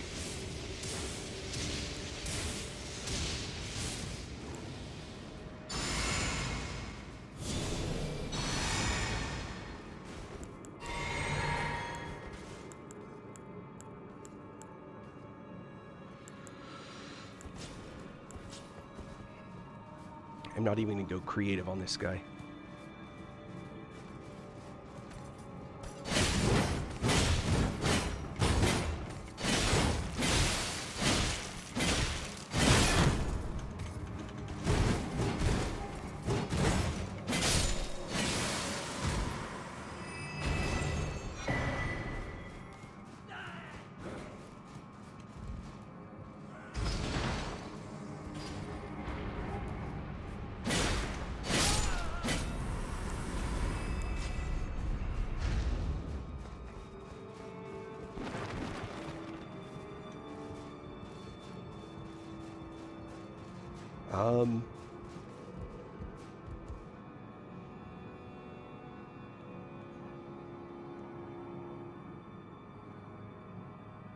Unless there's, hold on.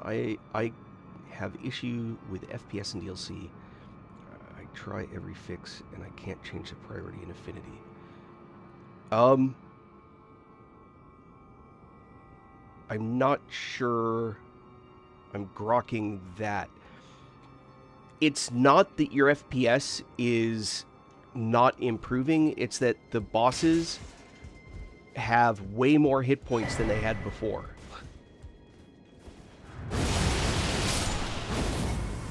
So, for trash mobs, they just, in order to make the DLC harder, they did the very creative thing of just giving them more hit points and make them do more DPS. They didn't, like, get creative with how they did that. They just did the basics. Which is mostly disappointing that they just didn't get very creative with it, but there's not a lot that you can do to fix that. It's a much more... being smart with your defensiveness is just a much smarter way to play, I guess. Hence the big armor and big shield.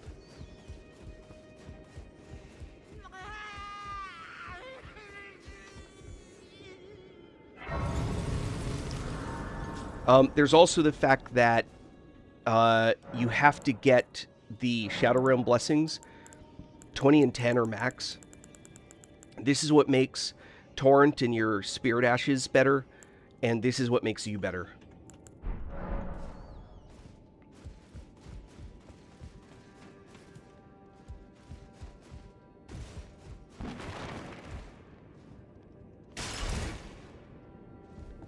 Oh, FPS. That's totally funny. Sorry, I was thinking DPS, not FPS. That's totally my mistake. I don't even know what my FPS is right now. It's probably 50 something.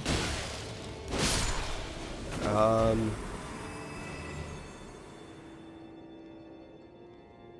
I think I have Steam overlay turned off. Hold on.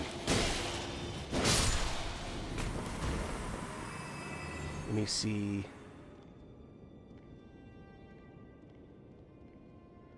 To replay, screenshot, photo mode, highlights.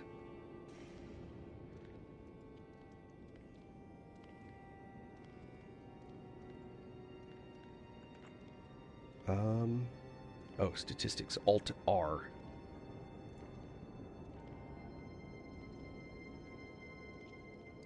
$60.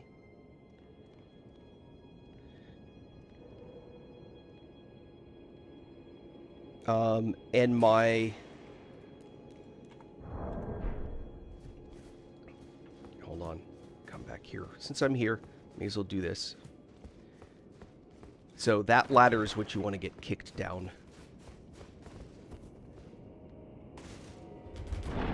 I don't play... I'm not avoiding playing Dark Souls. I just don't. There. Since I'm down here.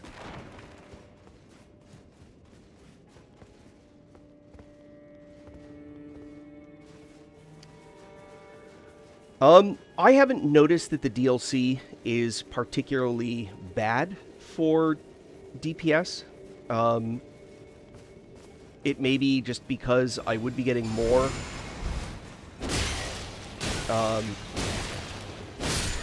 That guy. But I'm not sure. Now let's see if I can make this jump this time. Here we go.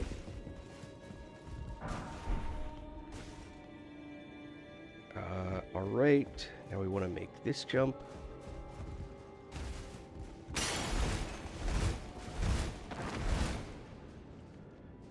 If you can, you want to kill this guy. Which I do.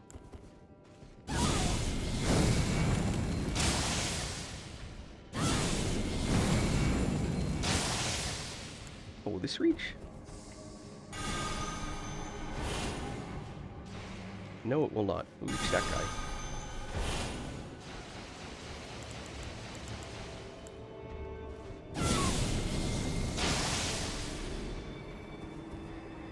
Consort Radon or base game Radon?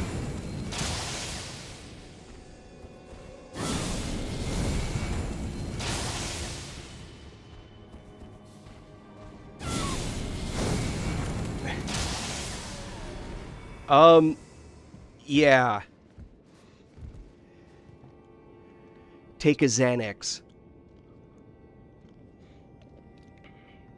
No, really. I actually don't have any good advice. Summoning Thalier and Anspa will make the fight significantly harder. It may be... sorry, let me change the statement. It will make the boss significantly tougher. Whether or not the fight is harder is a different issue.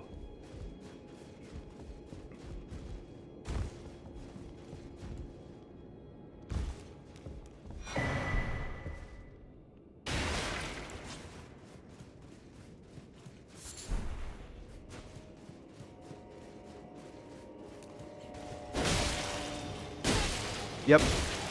Anytime you have a summon outside... Anytime you have a summon outside the door, outside the summon wall, the fight will be harder than if you have a summon on the inside of the wall. And each summon that you use outside will make the boss progressively tougher.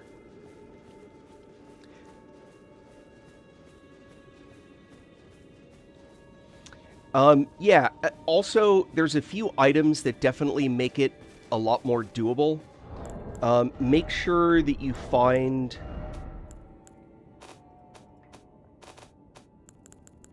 this golden braid. If you don't have the golden braid yet, you get it up here on the map, the Shaman Village, which you get by beating, what's his name? I haven't done the general, the guy on the big rhinoceros or whatever. You want to get that item, and you want to get, you really want to get this, Miquella's Great Rune. And you get, yeah, Commander Gaius, thank you. You want to get Miquella's Great Rune. That you really want to get. You don't have to have it, but you really want to get it. And that one you get by beating the Sunflower boss here. In this area, which you get through to the Tree Worship Sanctum, which is through here.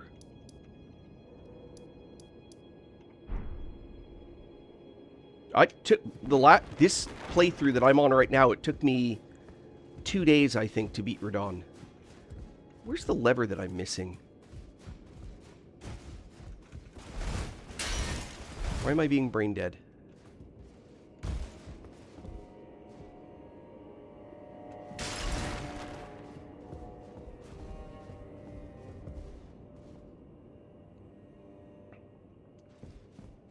There's a lever. Why am I, like, my brain is mush. Where the hell is the lever?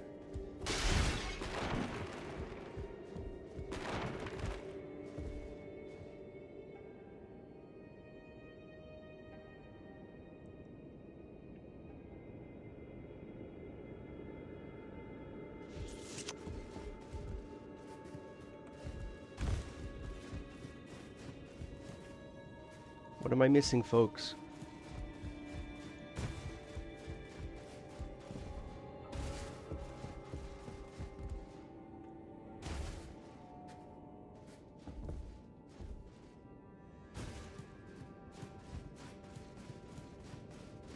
This is the way I have to go. I move that thing. Why?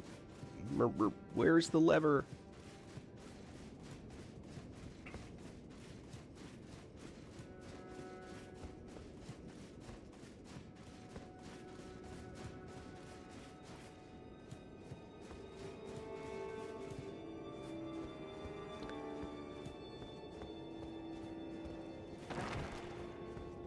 Okay, people.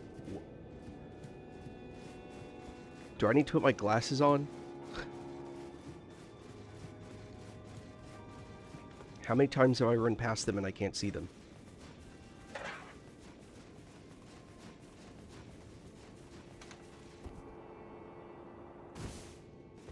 Jesus. I'm an idiot. Thank you. I should have known that. Meh.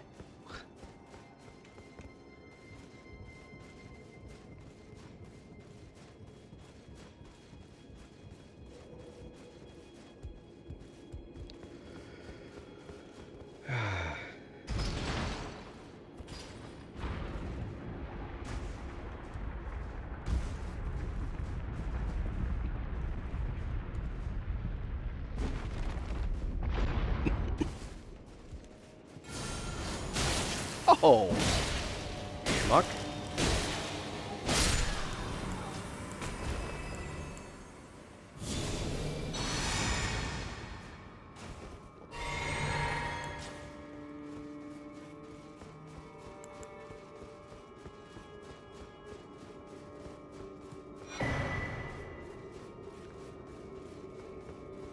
Oh, here's a mistake I've made before. Let's not make it again.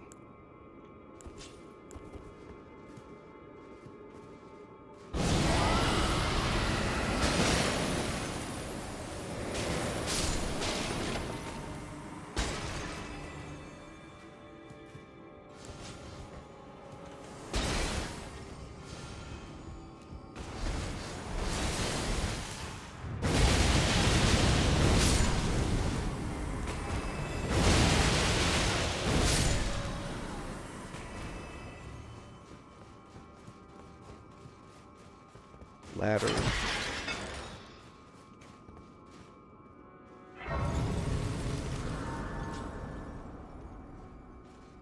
After NR came out? Night Rain.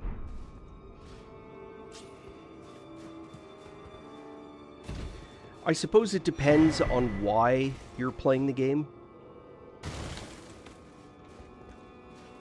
If you're playing the game for mechanics, I think having something like Night Rain coming out may make it even better. If what you enjoy is like the contiguous design storyline, maybe this is better. I don't know. Hold on.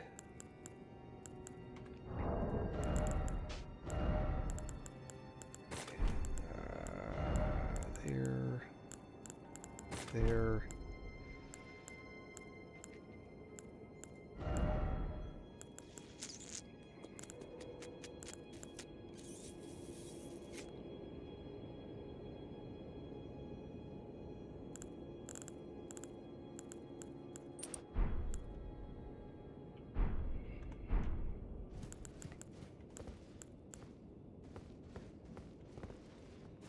Obviously, this is not going to be very useful.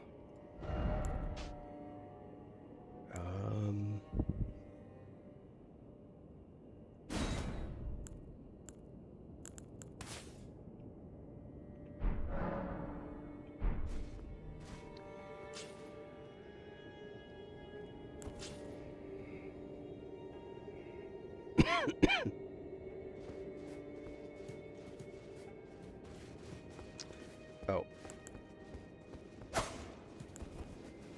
Here we go. I did.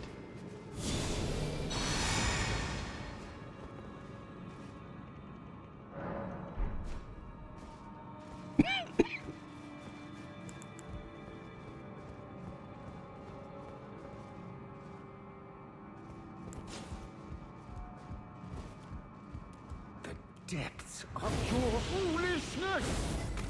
No. Oh, God, I hate this guy so much.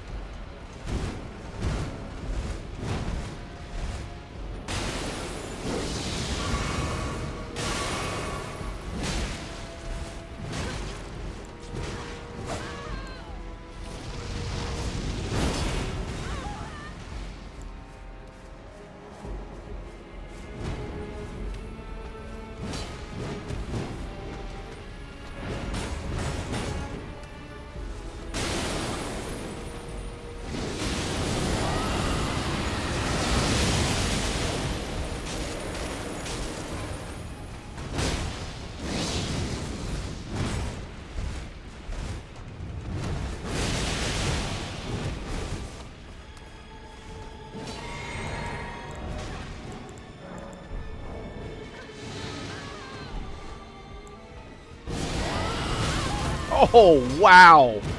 That was rough. Didn't expect that to happen. I hate this fight way more than Radon. That's not true. Oh, yuck.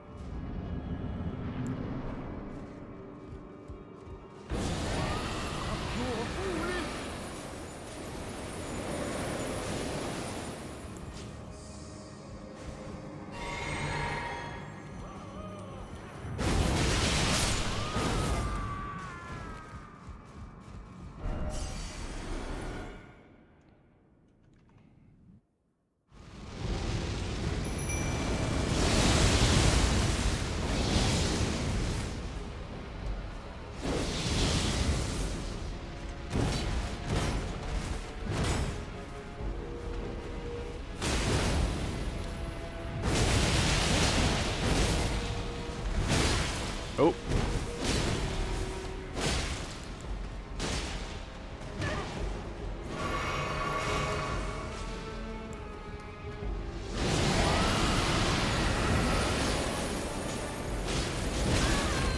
Ah, I got greedy.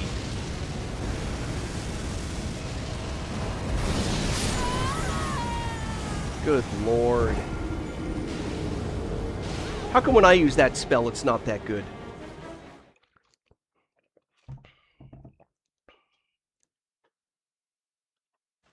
No, I don't believe there's any summonable. That'd be cool, though. You mean someone that you can summon to help? I don't think so.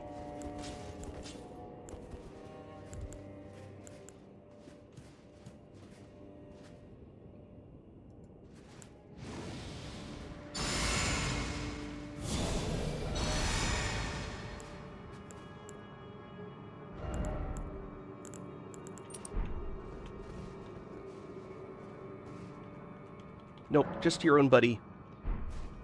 And I keep summoning the wrong guy. I want to summon my guy as a caster, and I keep forgetting that I can't. Well, if I do, I have to do it this way.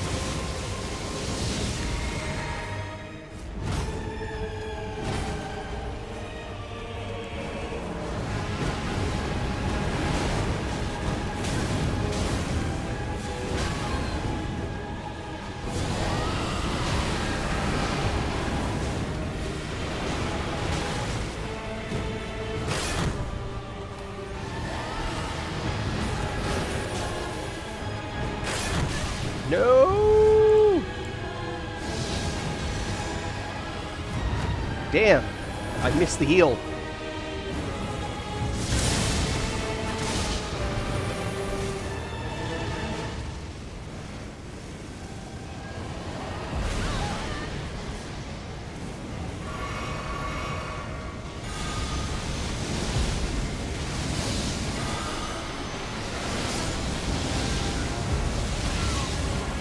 Ah, crap.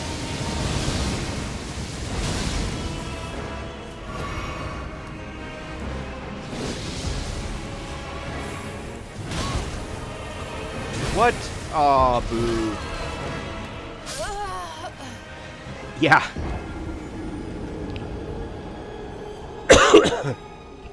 Sorry, welcome to my world.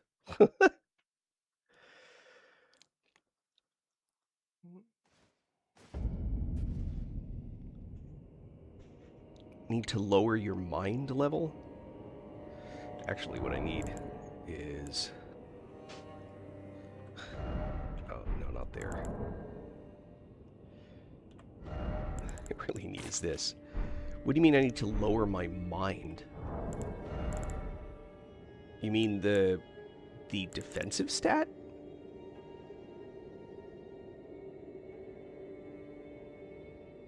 Lower my FP?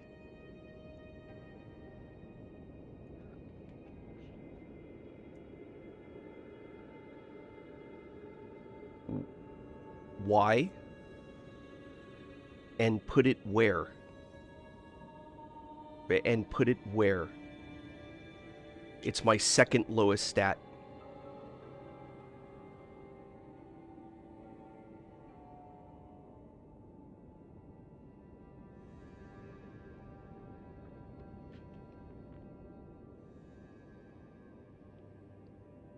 My strength is 80.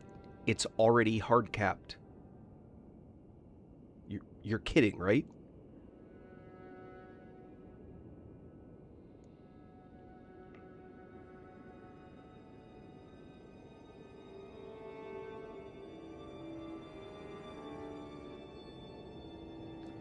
My arcane is 80, my faith is 80, my strength is 80, my endurance is 97, my vigor is 60.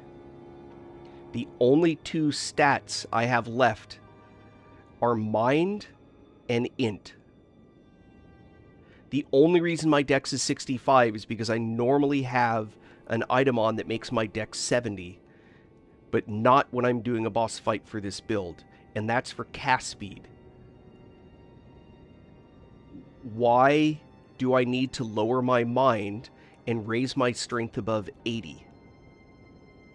What am I going to get with a strength above 80?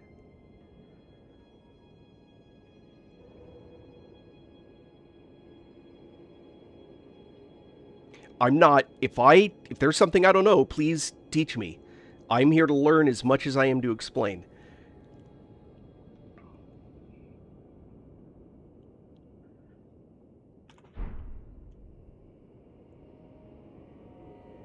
Are you hearing all my words? My strength is already 80. 80.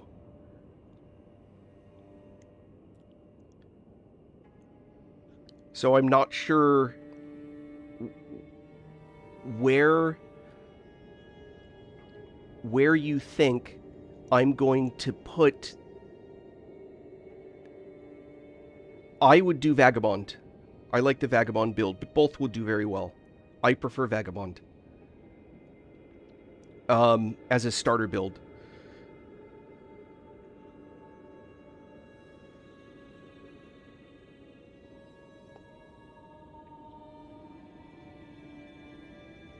I'm not saying that the statement that you're making is incorrect in general. When you were level 445, your mind was 20? I don't think you're processing what I've said. My strength is 80. 80. Not 18. 80. Okay. My strength is 80. Why would I raise it higher than 80?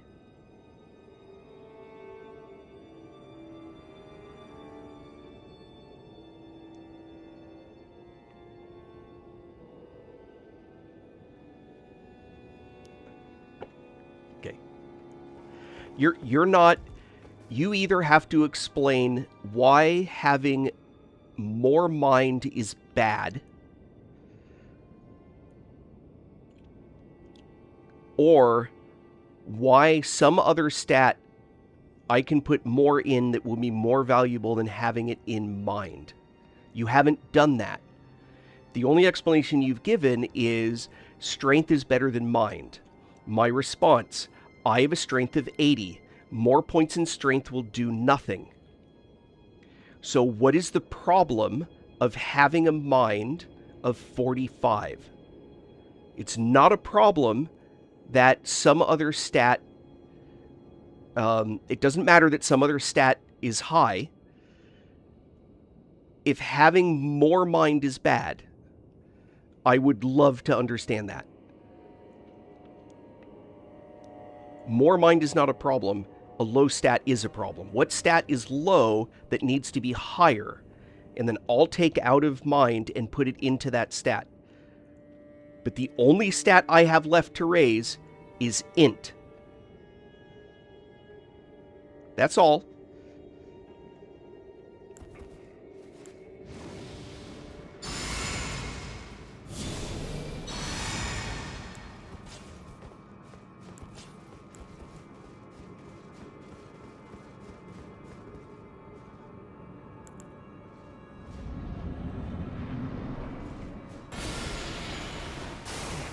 Of your foolishness.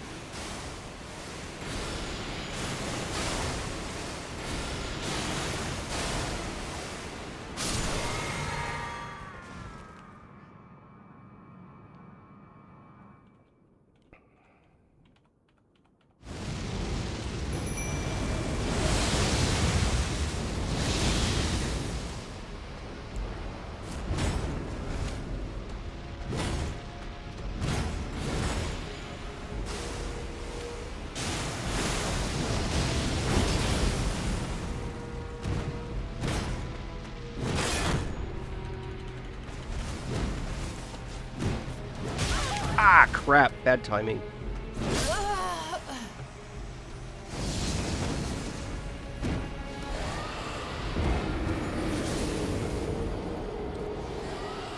Okay, let's be clear. I know what all the stats do, and I know why to have them high and low. Just to be clear, what I'm trying to understand is why I need to lower my mind.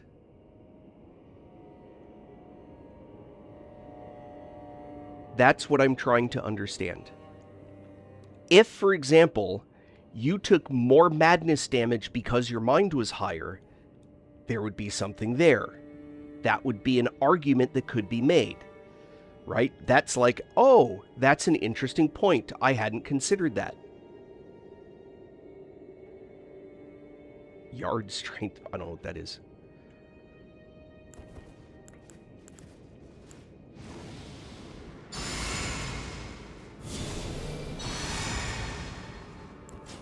Well, I know higher mind doesn't weaken strength. This is something I know.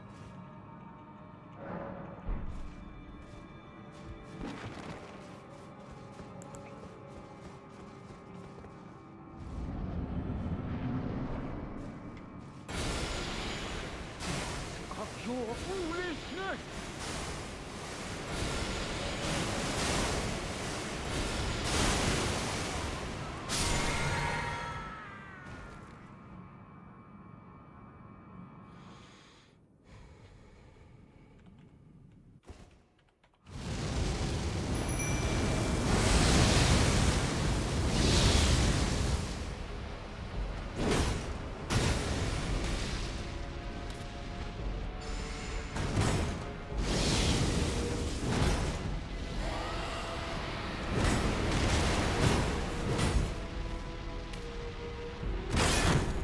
Holy cow.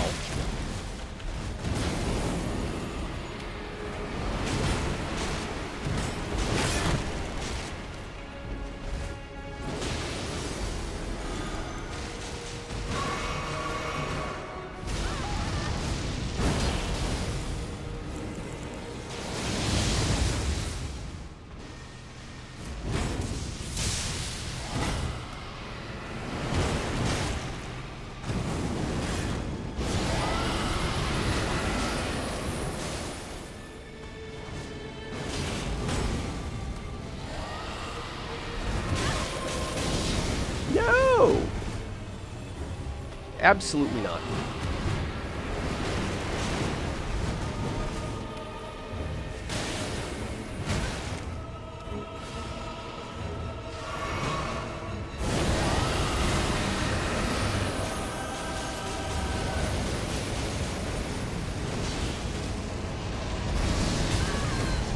Crap.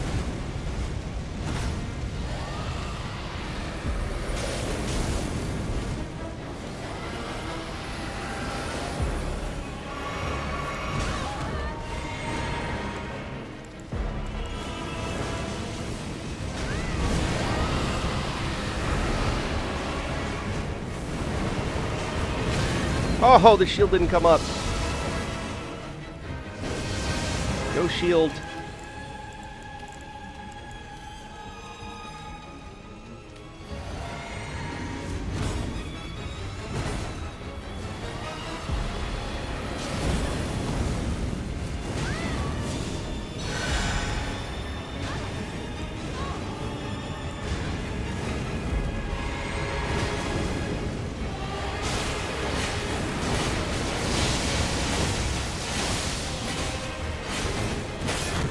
Uh-oh.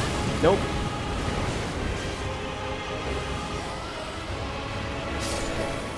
There we go.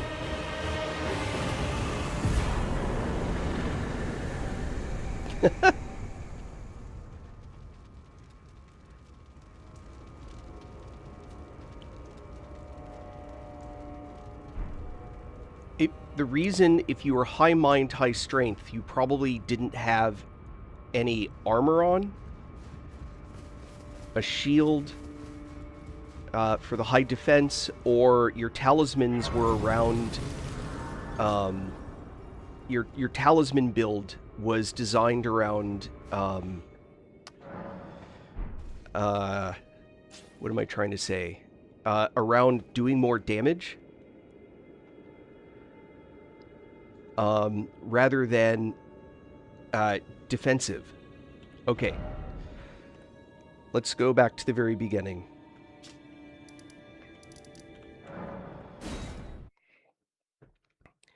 From a mechanic standpoint, super high level, right? We're going to do this. I'm going to take those off. Take those off. I'm going to go with what this build was designed for, which is... notice when I pop this on, my dex goes to 80. And... that guy. And... that guy. Alright, but... I'm going to... lose the shield, and I will go with a very light set of armor. Let's do black knife stuff. It looks cool. Black knight. Okay.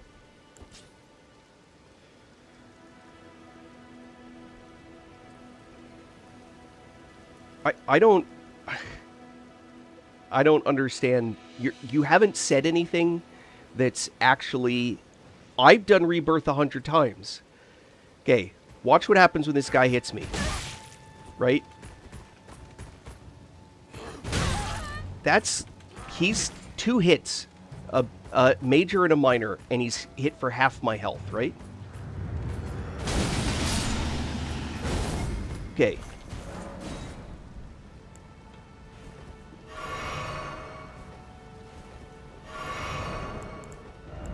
Now I'm going to switch to just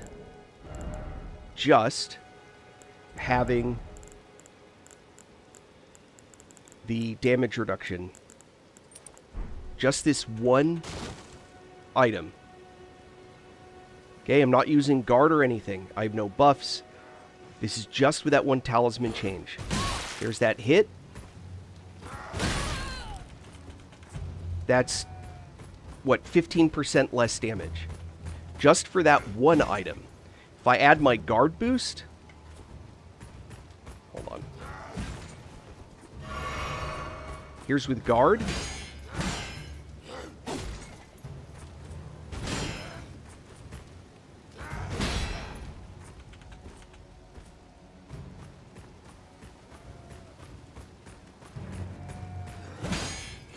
I'm fighting a little guy and I don't care to. I do that on Radon all the time.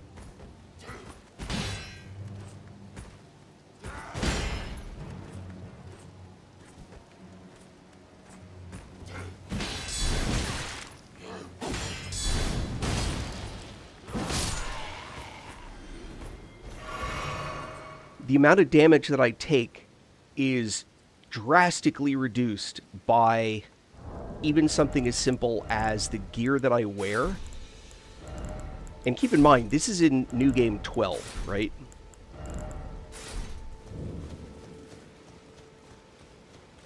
Oh.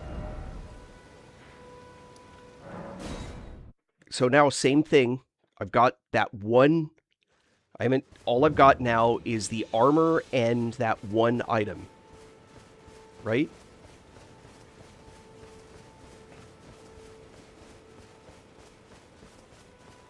So I'm not going to guard. Just going to let him hit me. Being turned around didn't help that one. Hold on. Hit.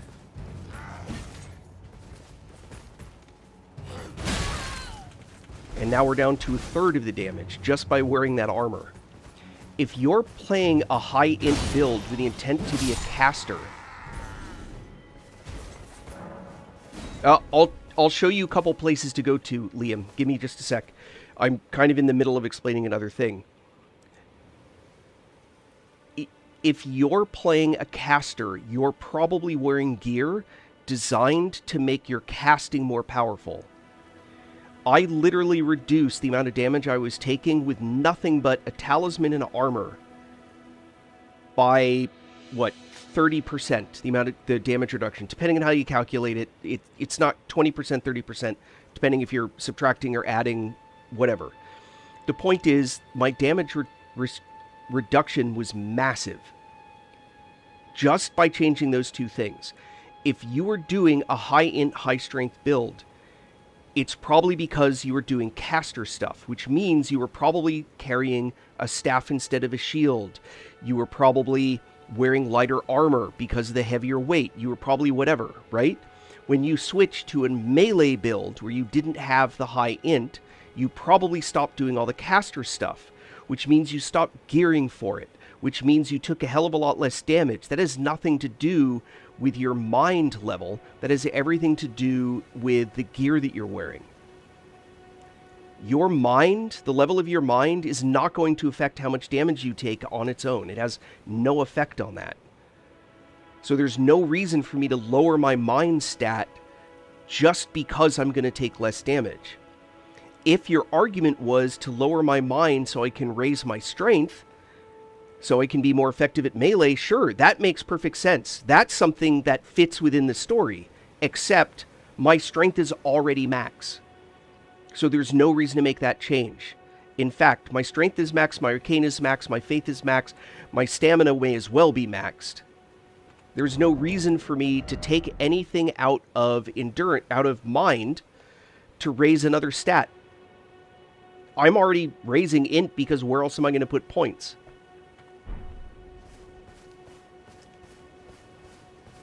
Stamina affects your load all the way up to 99.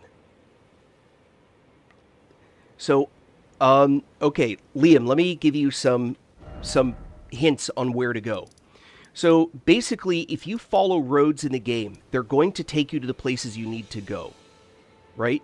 So, if you follow from here, you want to go to this place when you start the game.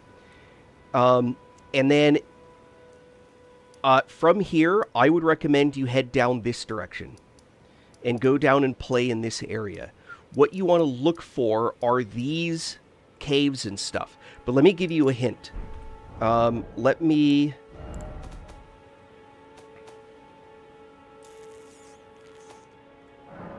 to switch to a different character. No, it's about 1 for 1. But it matters. You go from like 150 to 160, but that's the difference between heavy and medium for some of the armor sets with certain weapons. Normally I run 99. I just did a calculation, figured out 97 was adequate with this sword. So here's a level 17 character. They're in the same place. There's a reason this character's level 17. All I do is play around this area to show people stuff. Okay, so when you're looking at the map, see right here on the map, there's this opening, Liam? Right here, the map is telling you that there's a cave there that you can explore. So, not everything has that kind of a mark, but this shows you there's some place to explore. These probably aren't something you can explore. However, this is something that you can explore and do things with. Where else? These ruins. Obviously, there's the fights. I'm sure you've done those. Once you've explored this region here, This tells you that, by the way, this is a map location right here. When you see these, this is a map.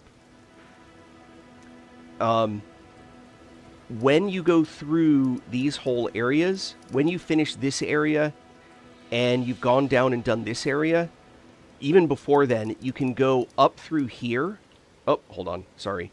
You can go up into here, and this is where the first real boss fight is that you want to engage in. It's actually in this part, but it takes a while to get there.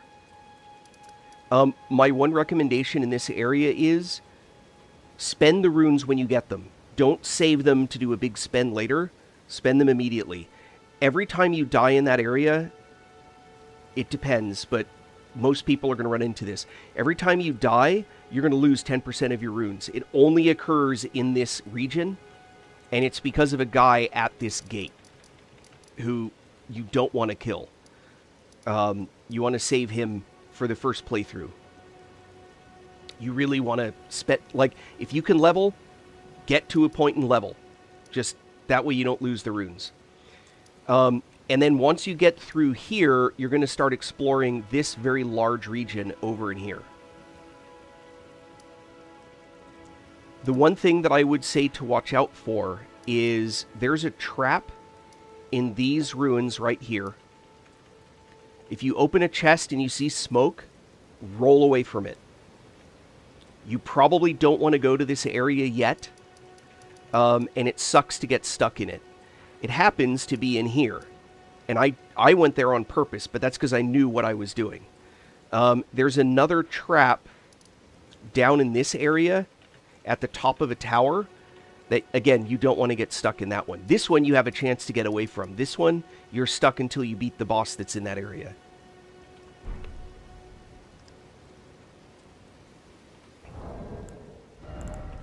Oh, and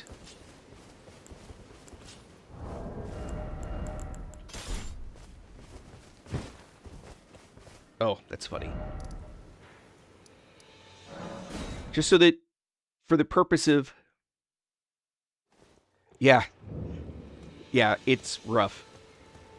All right, so this guy up here, just so that people see at low level, I talk about doing this kind of stuff all the time.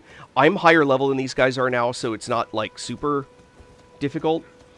But what I just did is called a guard counter. You can do it with a weapon or with a shield. It's more effective with a shield. It doesn't work for all attacks, but it works for most attacks. And it's literally, you respond to a hit, a blocked hit with a heavy attack. That's all it is. And if you get that, it's like a parry and you get the crit attack afterwards. You can do it with a weapon. Here's just the sword. That's guard. Right now I'm in a guard position. You can do the same thing. I'll get this guy to wake up. This is something you want to learn how to do at the beginning of the game. Won't work without. And that's no shield. You can do any guard. Okay, so that means that you got one of the, yes, and you got to beat that guy. You can't, the round table hold is going to stay like that until you've beaten him. So you received one of the two pieces of a medallion. There's left and right, and you got one of them, and that means you get invaded by ng+12. Hold on, it's this guy. Let me go there, I'll show you. What you're getting invaded by is he here? You're getting invaded by this guy right here. So when that happens, the only trick is, first off, make sure that you're prepared for a fight when you go into round table hold, and immediately jump up on the table. And you can use this stuff in the middle as a way to control him a little bit, to give you a little bit more. What you don't want to do is go toe-to-toe with him and just go into a swinging match, unless you're much higher level than he is. So, that's my one the one thing that I would say you want to consider. Yeah, you should be, by the time he invades you, unless you've, like, hacked your way to get, not hacked, but you've really, like, kludged your way through, you want to make sure that you get him. And then, do you have the ability to summon help? The bell thing? Or did you miss that? Liam?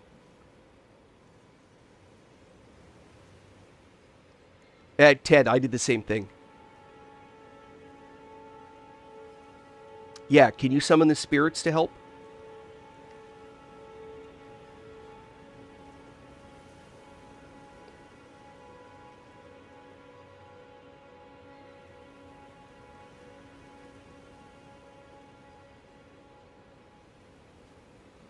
Sorry, just, I'm waiting for the...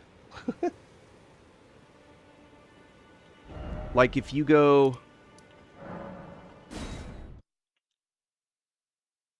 It's a spirit caller bell, is the item. But if you go to a place like this...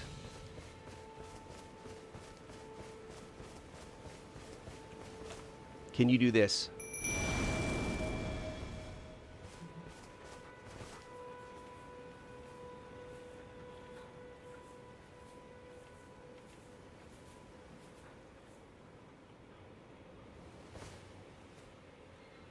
Okay. First playthrough, there's a common unintended error that people make. Well, this character's not ng+12. This character's on first playthrough.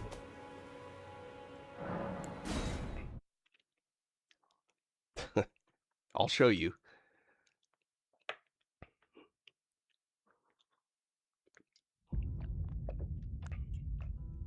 Okay.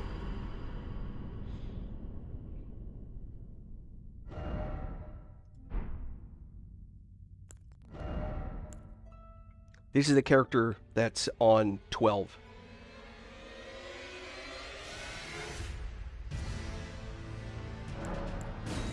$583 hours. Nothing I should admit to, honestly.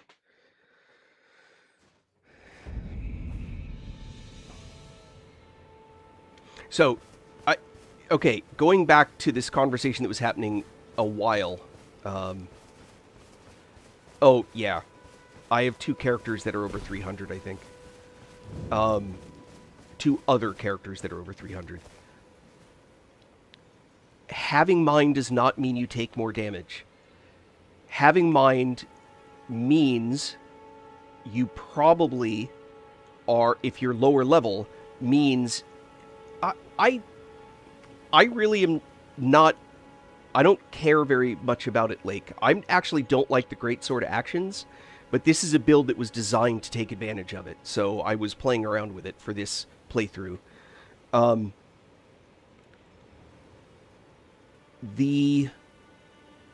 would say that...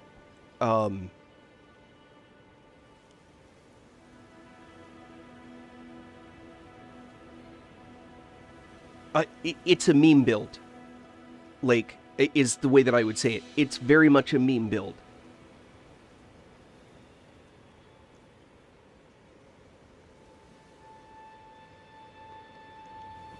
I've been playing around with different builds, but some fights always are going to come back down to... Oh, here's the other thing. Sorry, just to show sort of the last bit of this.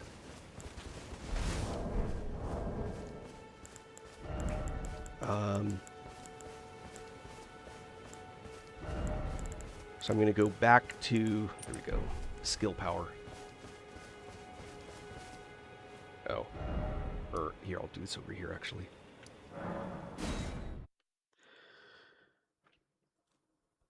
So, having a large mind, or high int, or high faith, implies, if you're relatively low level, that you've done a build around casting. Which means you don't have much stamina, which means you're wearing very light armor, which means you're going to take a ton more damage. That's why I think that when you switched, you got rid of mind, that you stopped being a caster build, and you probably started gearing more like a fighter type. I don't know that for sure. Alright, watch this. Come here, big guy. Oh, come on. Here we go. Nope. Nope.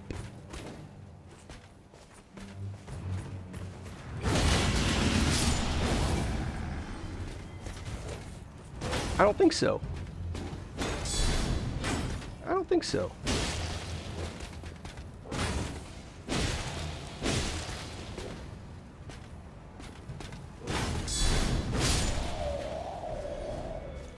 All of that, except obviously the drill that I did, is all you can do with any weapon, small or large. This build is designed around having that heavy shield in front. That's it. And I'm not a big fan of this sword. I don't think it's terrible. I'm just not a big fan. You know it is fun? You know it's a hell of a lot of fun? Watch this Smith's Grip dagger. This is fun.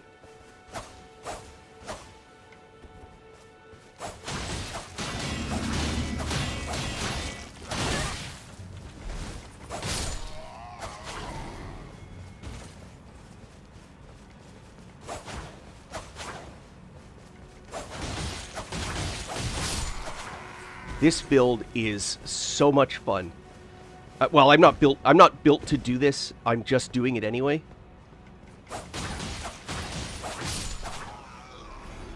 The throwing daggers, this is so much fun. I do. I remember you skating. Yeah, ng+12. Ollie, are you... How do I... So... I'm high enough level that my build is dictated by the gear, not by the numbers. So it depends on what it is that you're... Alright, I know. Alright, skating. It depends on what it is that you're trying to do. If you want to be able to use this shield, for example, with anything...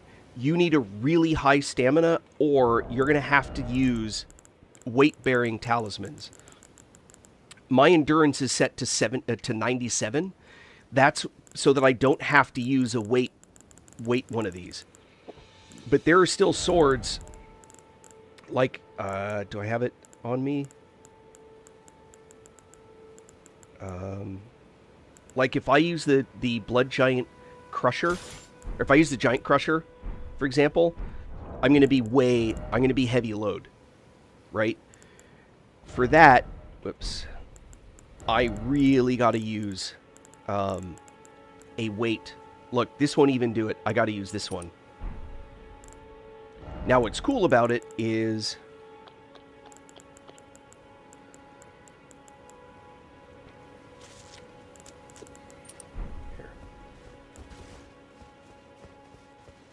Oh, here, hold on.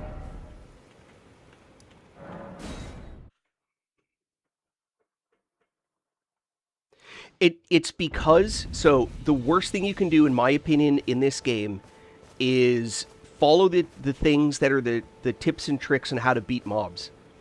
That are things like, go farm this, go get this item. Don't do that. Learn the game at the beginning without doing a whole bunch of, like, little hacky... clever things.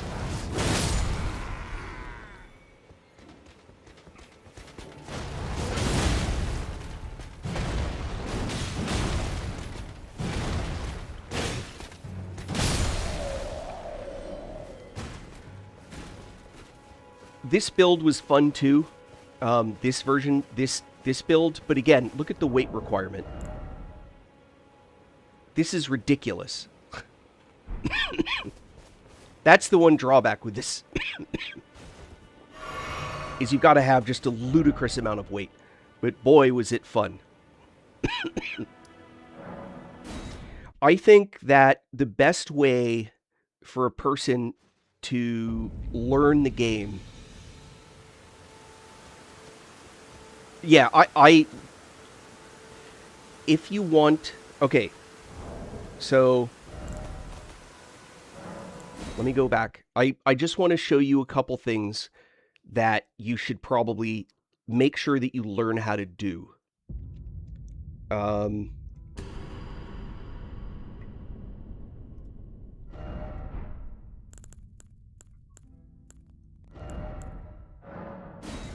Going back to my level 17.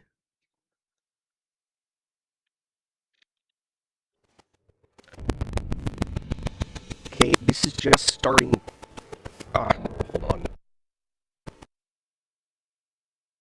Bad.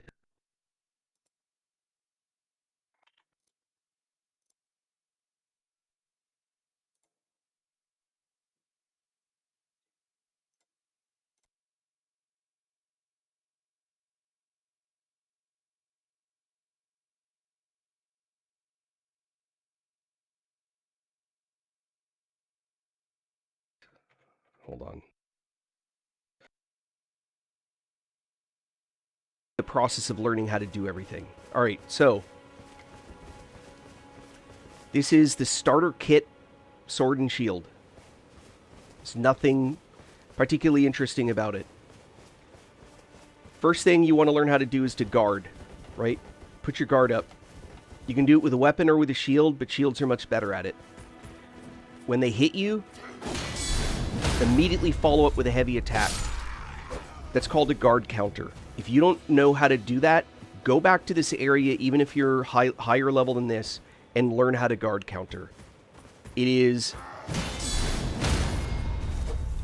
actually one of the very first talismans you pick up in the game, augments your guard counter. I'm still higher level than these guys, but no, that's not parry. Parry is this. This is a parry. And I'm not very good at it. Guard counter is just a guard. Let me go, hold on. Let me teleport back to here. There are two different skills. Parry is where you smack the sword. I'll try to parry with a shield. I'm not very good at it. Wait, do I have, hold on, I might have a, nope, no buckler. It's really hard to parry without a buckler. You can. People can do it. You can even do a heavy shield. I'll see if I can get it, but I almost never do. Nope.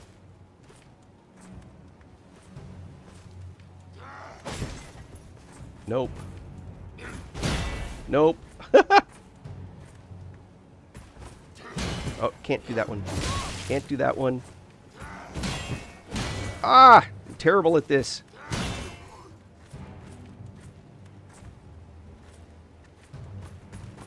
No! I was way early! Ah! Can't parry that at all. Man, I'm so bad at this. I'm really bad at parry, especially with this shield.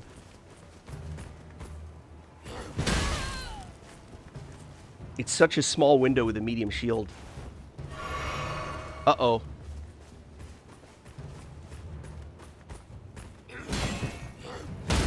There it is. So that's a parry. You smack their weapon, you parry with a shield, or you can parry with a weapon that has a parry. Yeah, as soon as it twists, I swear, I'm just not very good at it. I watch the weapon, it's like really sad. All right, that's different than a guard counter. These guys are weak to guard counters, which is why they're getting into that critable state. Other creatures, you won't have that advantage, but these guys are very weak to it. So they come in. You're literally just in a guard. Wait for them to hit. Heavy attack. An immediate heavy attack as soon as they do that, and that's a guard counter. And I don't think I have it yet.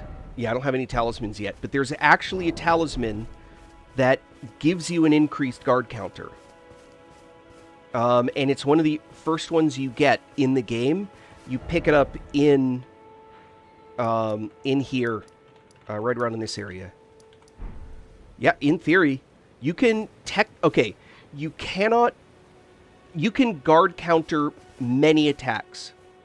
Let me grab another one of these guys.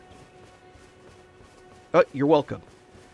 this is worth practicing. Guard counters are something you should learn how to do. You should also learn this. Sneaking up behind something and backstabbing. That's also a skill you absolutely should have. Even as a caster, that's a way for you to save FP. So, if you watch, you cannot... when he hits me with the torch... Right? Oh, of course, it's the first attack he does. I'll wait for him to hit me with the torch.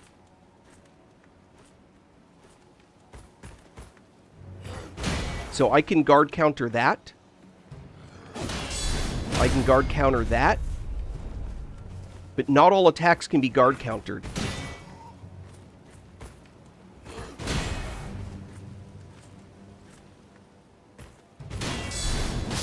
Oh, alright, that one I could. There are attacks that you cannot guard counter. How do you do the critical attack where you stab through the chest? Okay, so if you... It's the same thing as from behind. It's an issue of alignment.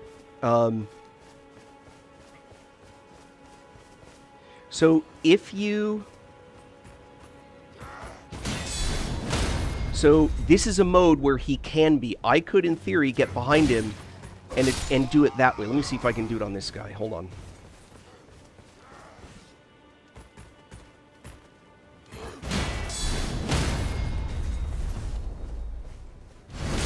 It's the same thing as from behind, but because I got him, I can do it from in front too.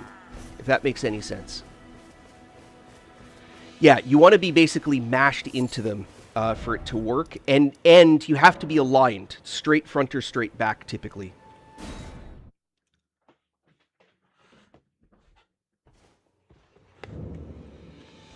And to be clear, this is... I'm using a broadsword, but the same stuff will work with a starting longsword.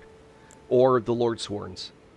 By the way, the Lordsworn will do more damage, crit, because it has a higher crit scaling than the broadsword, for example. So another thing that you can do is this. Watch this.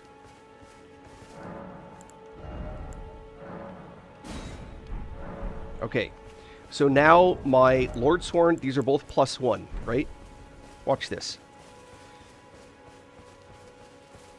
So if you look at the actual damage, the broadsword does 143, right? 123 plus 20, 143. And this only does 121 plus 17. So this does less damage per attack. 138 instead of 141 or whatever.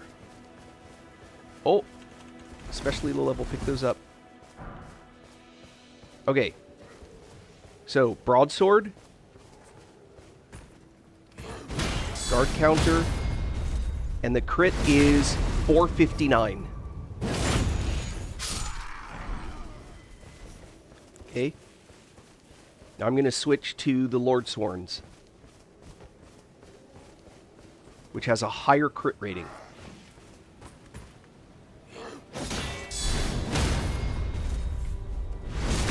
$494. Because it has a higher crit rating, it does more damage. So one thing that you can do, by the way, and this is where I was going with it.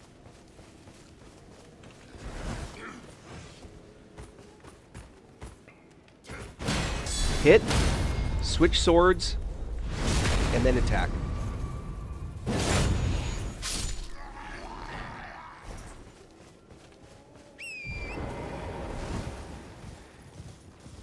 Now, if you really want to make that work, you want to use a misery chord.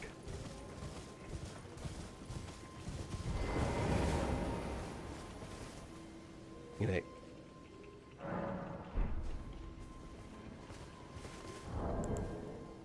all right. System, watch this. Quit.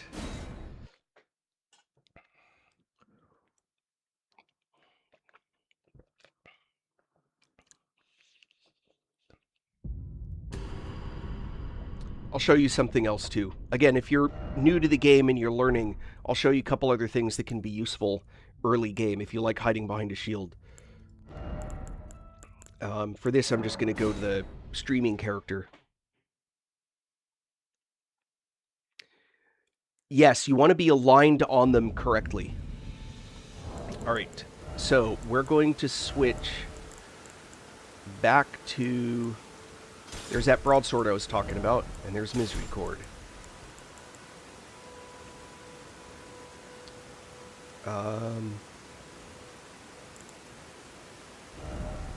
For the purpose of flexing,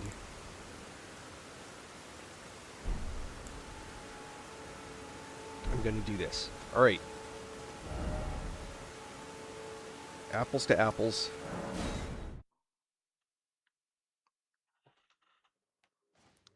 Gets out notebook. Alright, check this out. Alright, I'm using the broadsword. Right? Oh, let me wait for that to wear off.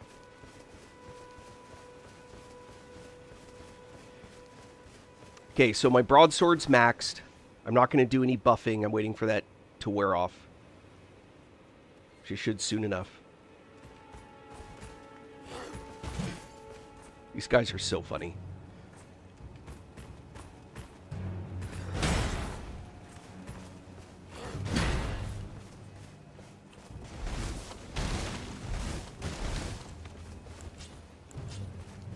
Okay.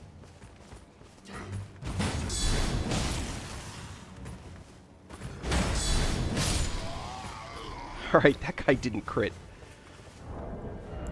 That's funny. Hold on. Do I have a smaller shield that's actually... No. Rats. Alright. I'm not sure why that guy... I was hoping to do the... They get tougher to break.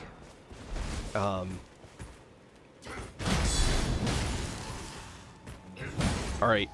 I'm gonna have to do this the old-fashioned way. Okay, so... What I was going to show is just the crit, because I'm not stance breaking him. So, here is a backstab with the broadsword. Plus 25.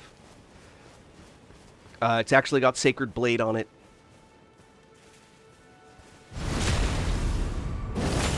1963. Okay. Misericord.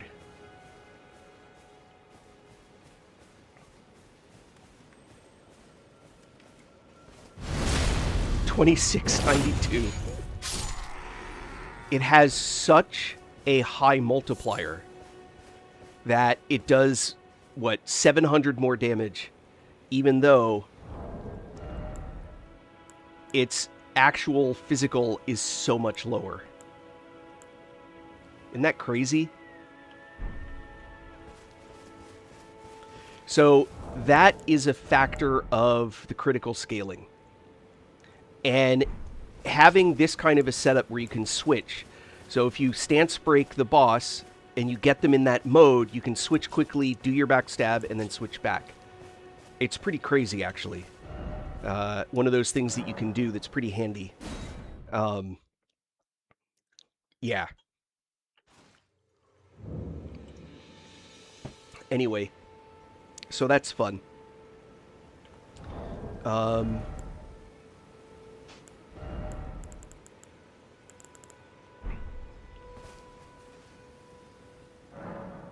Any other questions?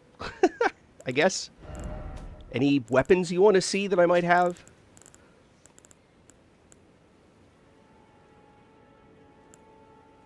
Oh. Back in the old days, playthroughs with these swords was gross.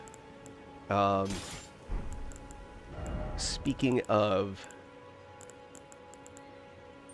At least that gets me there. Look at this.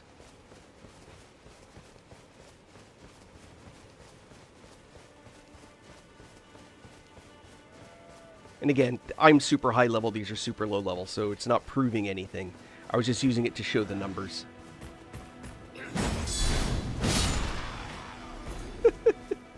Alright, backstab.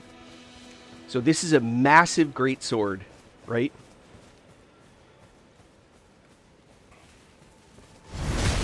$370, $1339. Even those two together is not as much as what the Misericord does as a backstab. Isn't that crazy? But this is way more fun anyway.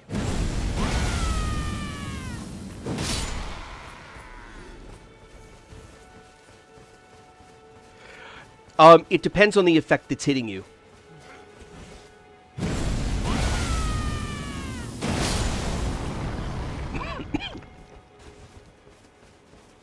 So you're asking the real questions. I don't have a good answer. That one, I'd say go to YouTube. But any effect that rolls at you on the ground that doesn't go up very high, you can probably jump.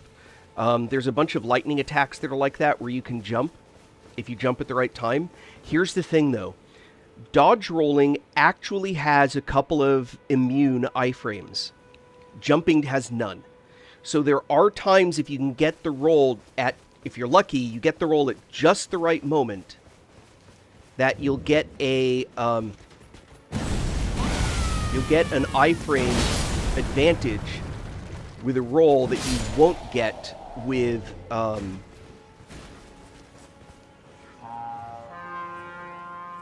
Johnny be good.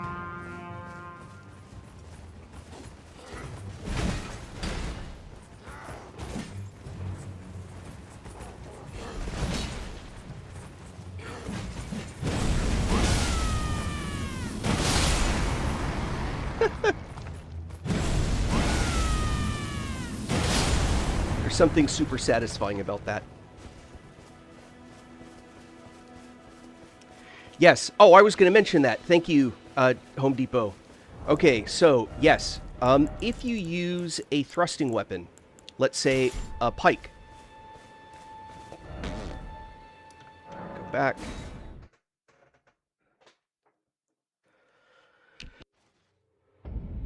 Okay, so thrusting weapons, unlike swinging weapons, put the broadsword up just for the purpose of seeing it. So with a normal attack, not with heavy attacks, but with normal attacks, if you're holding your guard up like this, with a thrusting weapon, your guard stays up. Which means, with a sword, guard, when you swing, your sword, you lose your sword, or you lose your shield.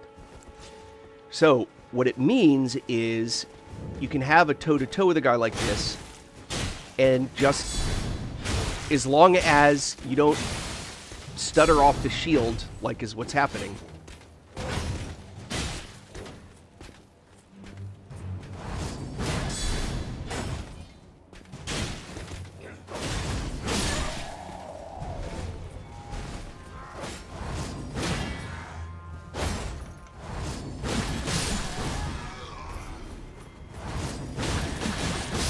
See that healing? That's blood tax.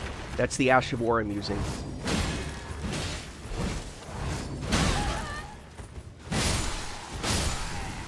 Now what you gotta watch out for is bouncing off shields.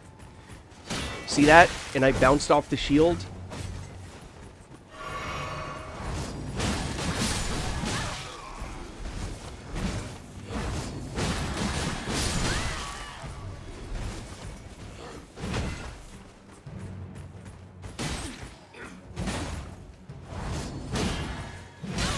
See how I bounced off the shield? Oi!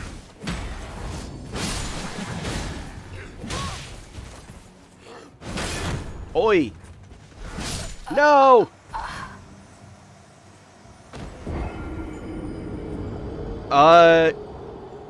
Not necessarily. Sorry for missing the first time you asked. So the answer to the question is not necessarily. There are really only 4 states that exist when it comes to the idea of weight.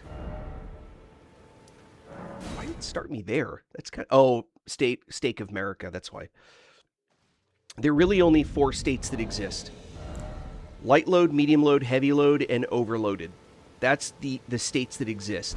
Medium load is medium load. So your ability to roll like this is there whether or not your medium load for one way or another. That won't matter. I don't know if that answers your question. I don't believe your run speed has anything to do with the weight to the point where you actually look at your load. 106 versus something different.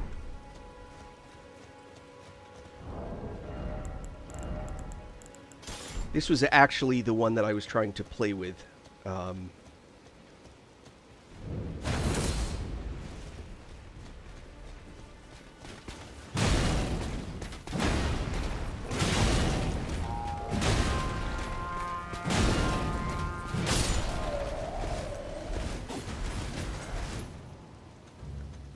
Endure wasn't what I thought I had on there. I don't know why it's frozen. But I do know this. Oh no, I took the thing off.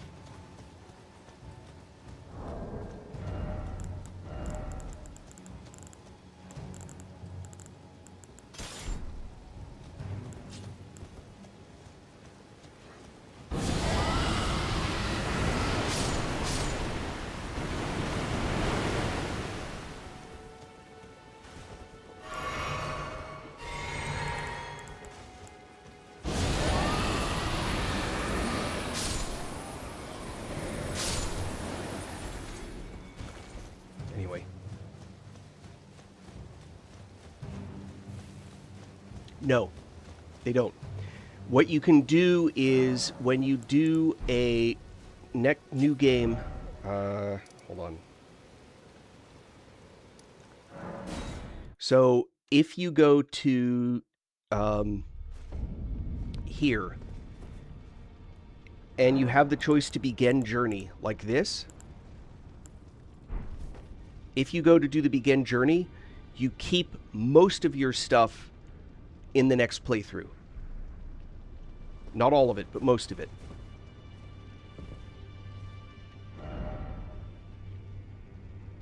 Look at this, I barely went underground this playthrough. Isn't that funny?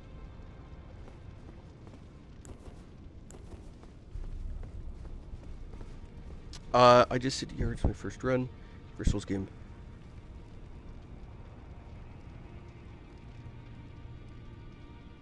Sorry, Aaron, I missed your question. Do you ever get to change... I'm trying to figure out what you mean. Change Smith at specs. You can... Yes. Okay. So the concept of a build is exclusively just what you put points in. Oh, no worries. Well, I switch between characters back and forth.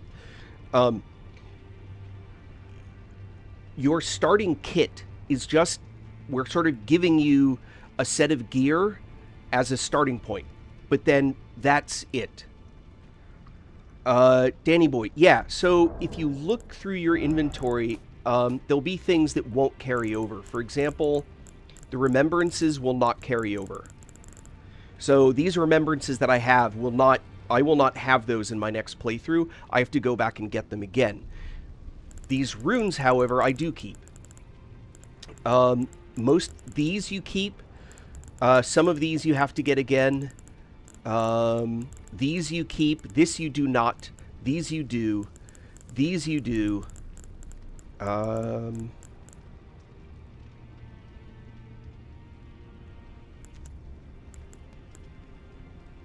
This you do not. These I think you do. All of this kind of stuff you do. And then there's some other... if you go to the key items, you do not keep any of your runes. You do keep all of these. You keep all of these. You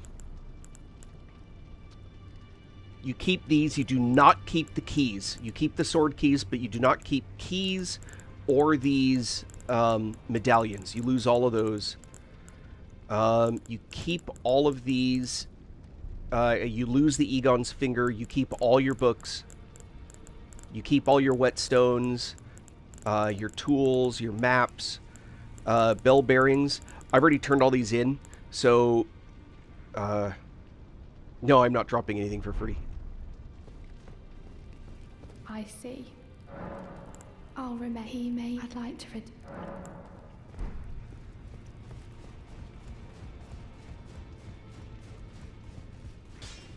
Now.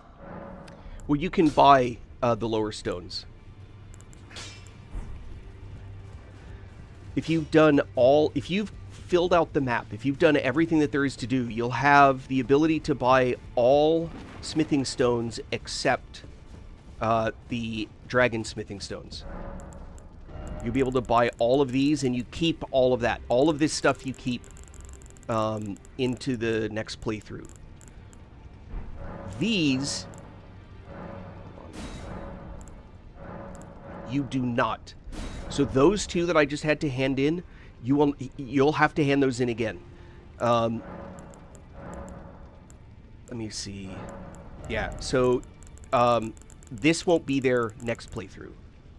And then there's bell bearings that you get from a vendor, you will have to turn in again. Bell bearings that you get for killing something and killing something that's not a vendor, you have to turn those in again. No, there's not actually. That's something that I struggled with. In fact, you basically have to go online and look at a list of all the spells to see if you've even gotten all of them. There is a hack. It's not a hack. There's a kludgy way. Let me change my statement. There's a kludgy way to tell whether or not you've done everything. And it's this. Give me a moment and I'll show you at least one way that you can tell. There are a few others, but this I think is actually the best way. Oh, hold on. I don't want that.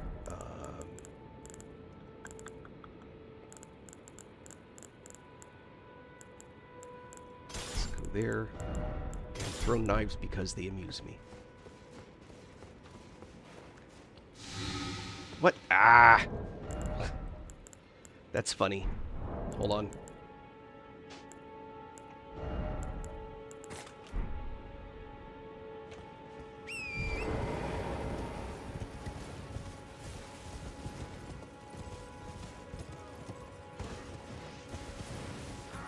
This will take a moment.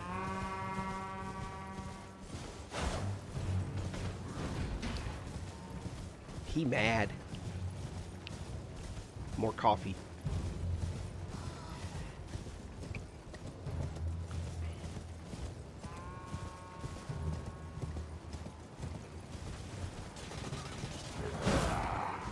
I missed.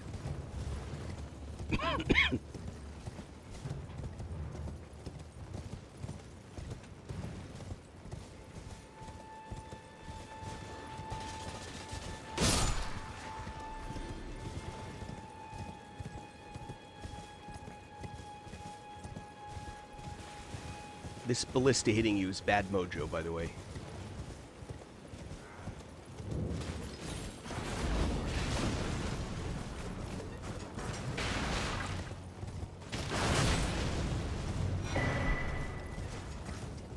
I never did any of this, by the way.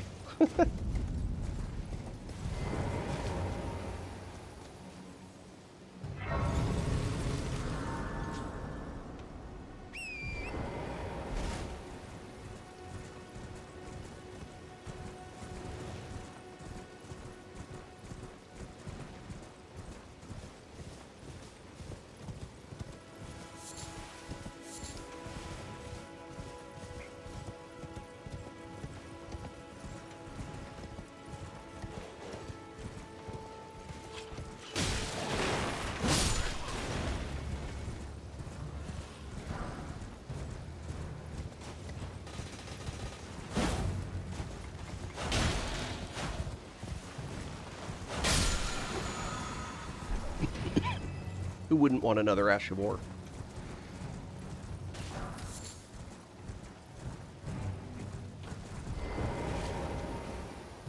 So be just another few moments. I promise.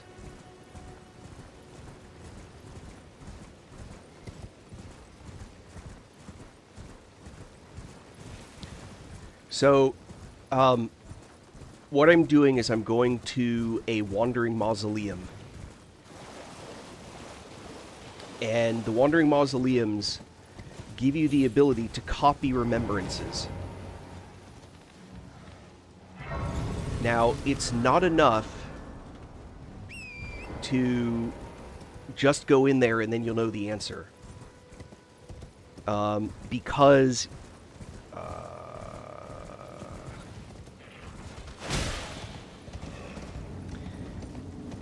Because you have to know which remembrances are possible. But there are two kinds of wandering mausoleums. And by the way, the DLC has an equivalent to the Wandering Mausoleum for Remembrance duplication. There are only 3 of them, I think, and they're not irritating. You have to fight to them, but they're not like these things that are you have to then drop. I'm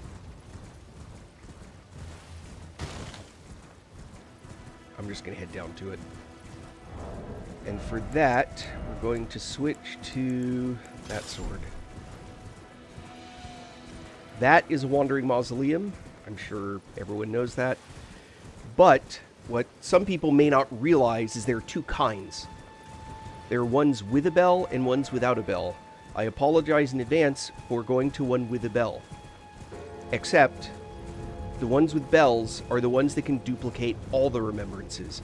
The ones without the bell cannot.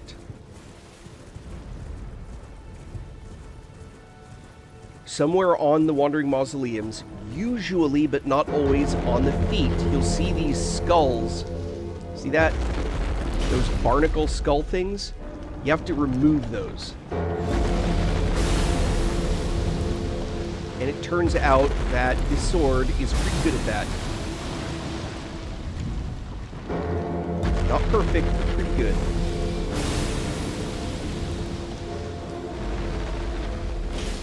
Ah.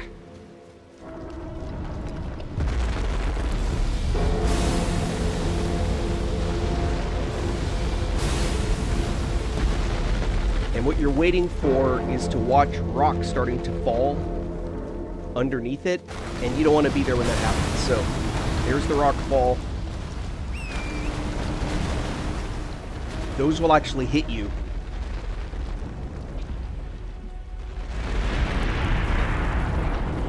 So once the Wandering Mausoleum is down, you don't get anything for knocking him down. But once you get it, you can go inside.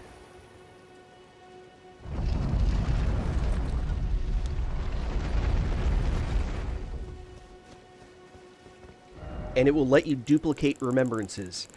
And basically you can look at this list and see what's missing for this kind of boss. It happens that 50,000 the most you're ever going to get. So you can duplicate like this one or this one, Beast,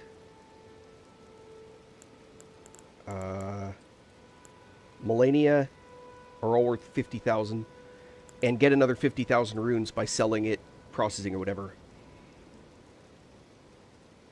Not any way that I know of. You basically, well, all right, the closest alternative is coming in here, and this is not nearly as good a list, but coming in here, talking to the crone, and obviously this will only be for the ones that you have, but you can look at the equipment of champions and see what might be missing. Look at the various pieces and you might see, oh, I'm missing this piece. But that's not as good an indication because they're not always an equivalent. It's not as good as the other one. There's no way that I know of. You can, if it's your first playthrough, well, hold on, one more thing. If it's your first playthrough, if you've beaten a boss, you'll get one of these markers for the area that boss is in. And most bosses, not all, but most bosses have an actual one of these that you can teleport to.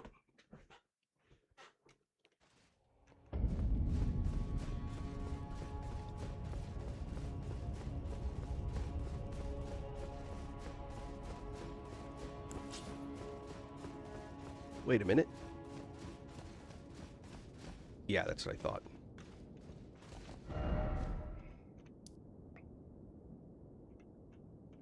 So, most of them. So, if you've done Radon, you'll probably have Star Scourge Radon as a place you can go to.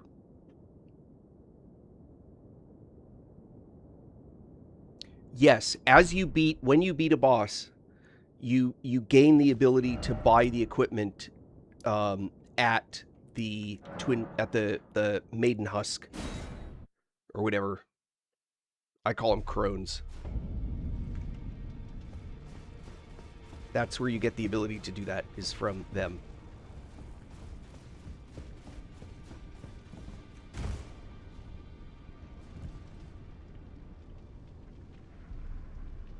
All right. I actually need to take off. I got to get lunch, and I have, like, work stuff I got to do. Work-like stuff that I got to do. Thank you all for being here. I'm glad I can answer some questions. I hope that you were here and able to enjoy. Good to see those of you that have stopped by many times, Mackenzie, etc. Good to see you, new people. Thank you for being here. Please like and follow. When I stream, I'd love to see people come back around, answer more questions, provide more help. Thank you, Ghost. Appreciate it. I hope everyone has an excellent rest of their week, an excellent month, an excellent year, and all goes well. Be awesome to each other and be awesome in general. I will talk to you.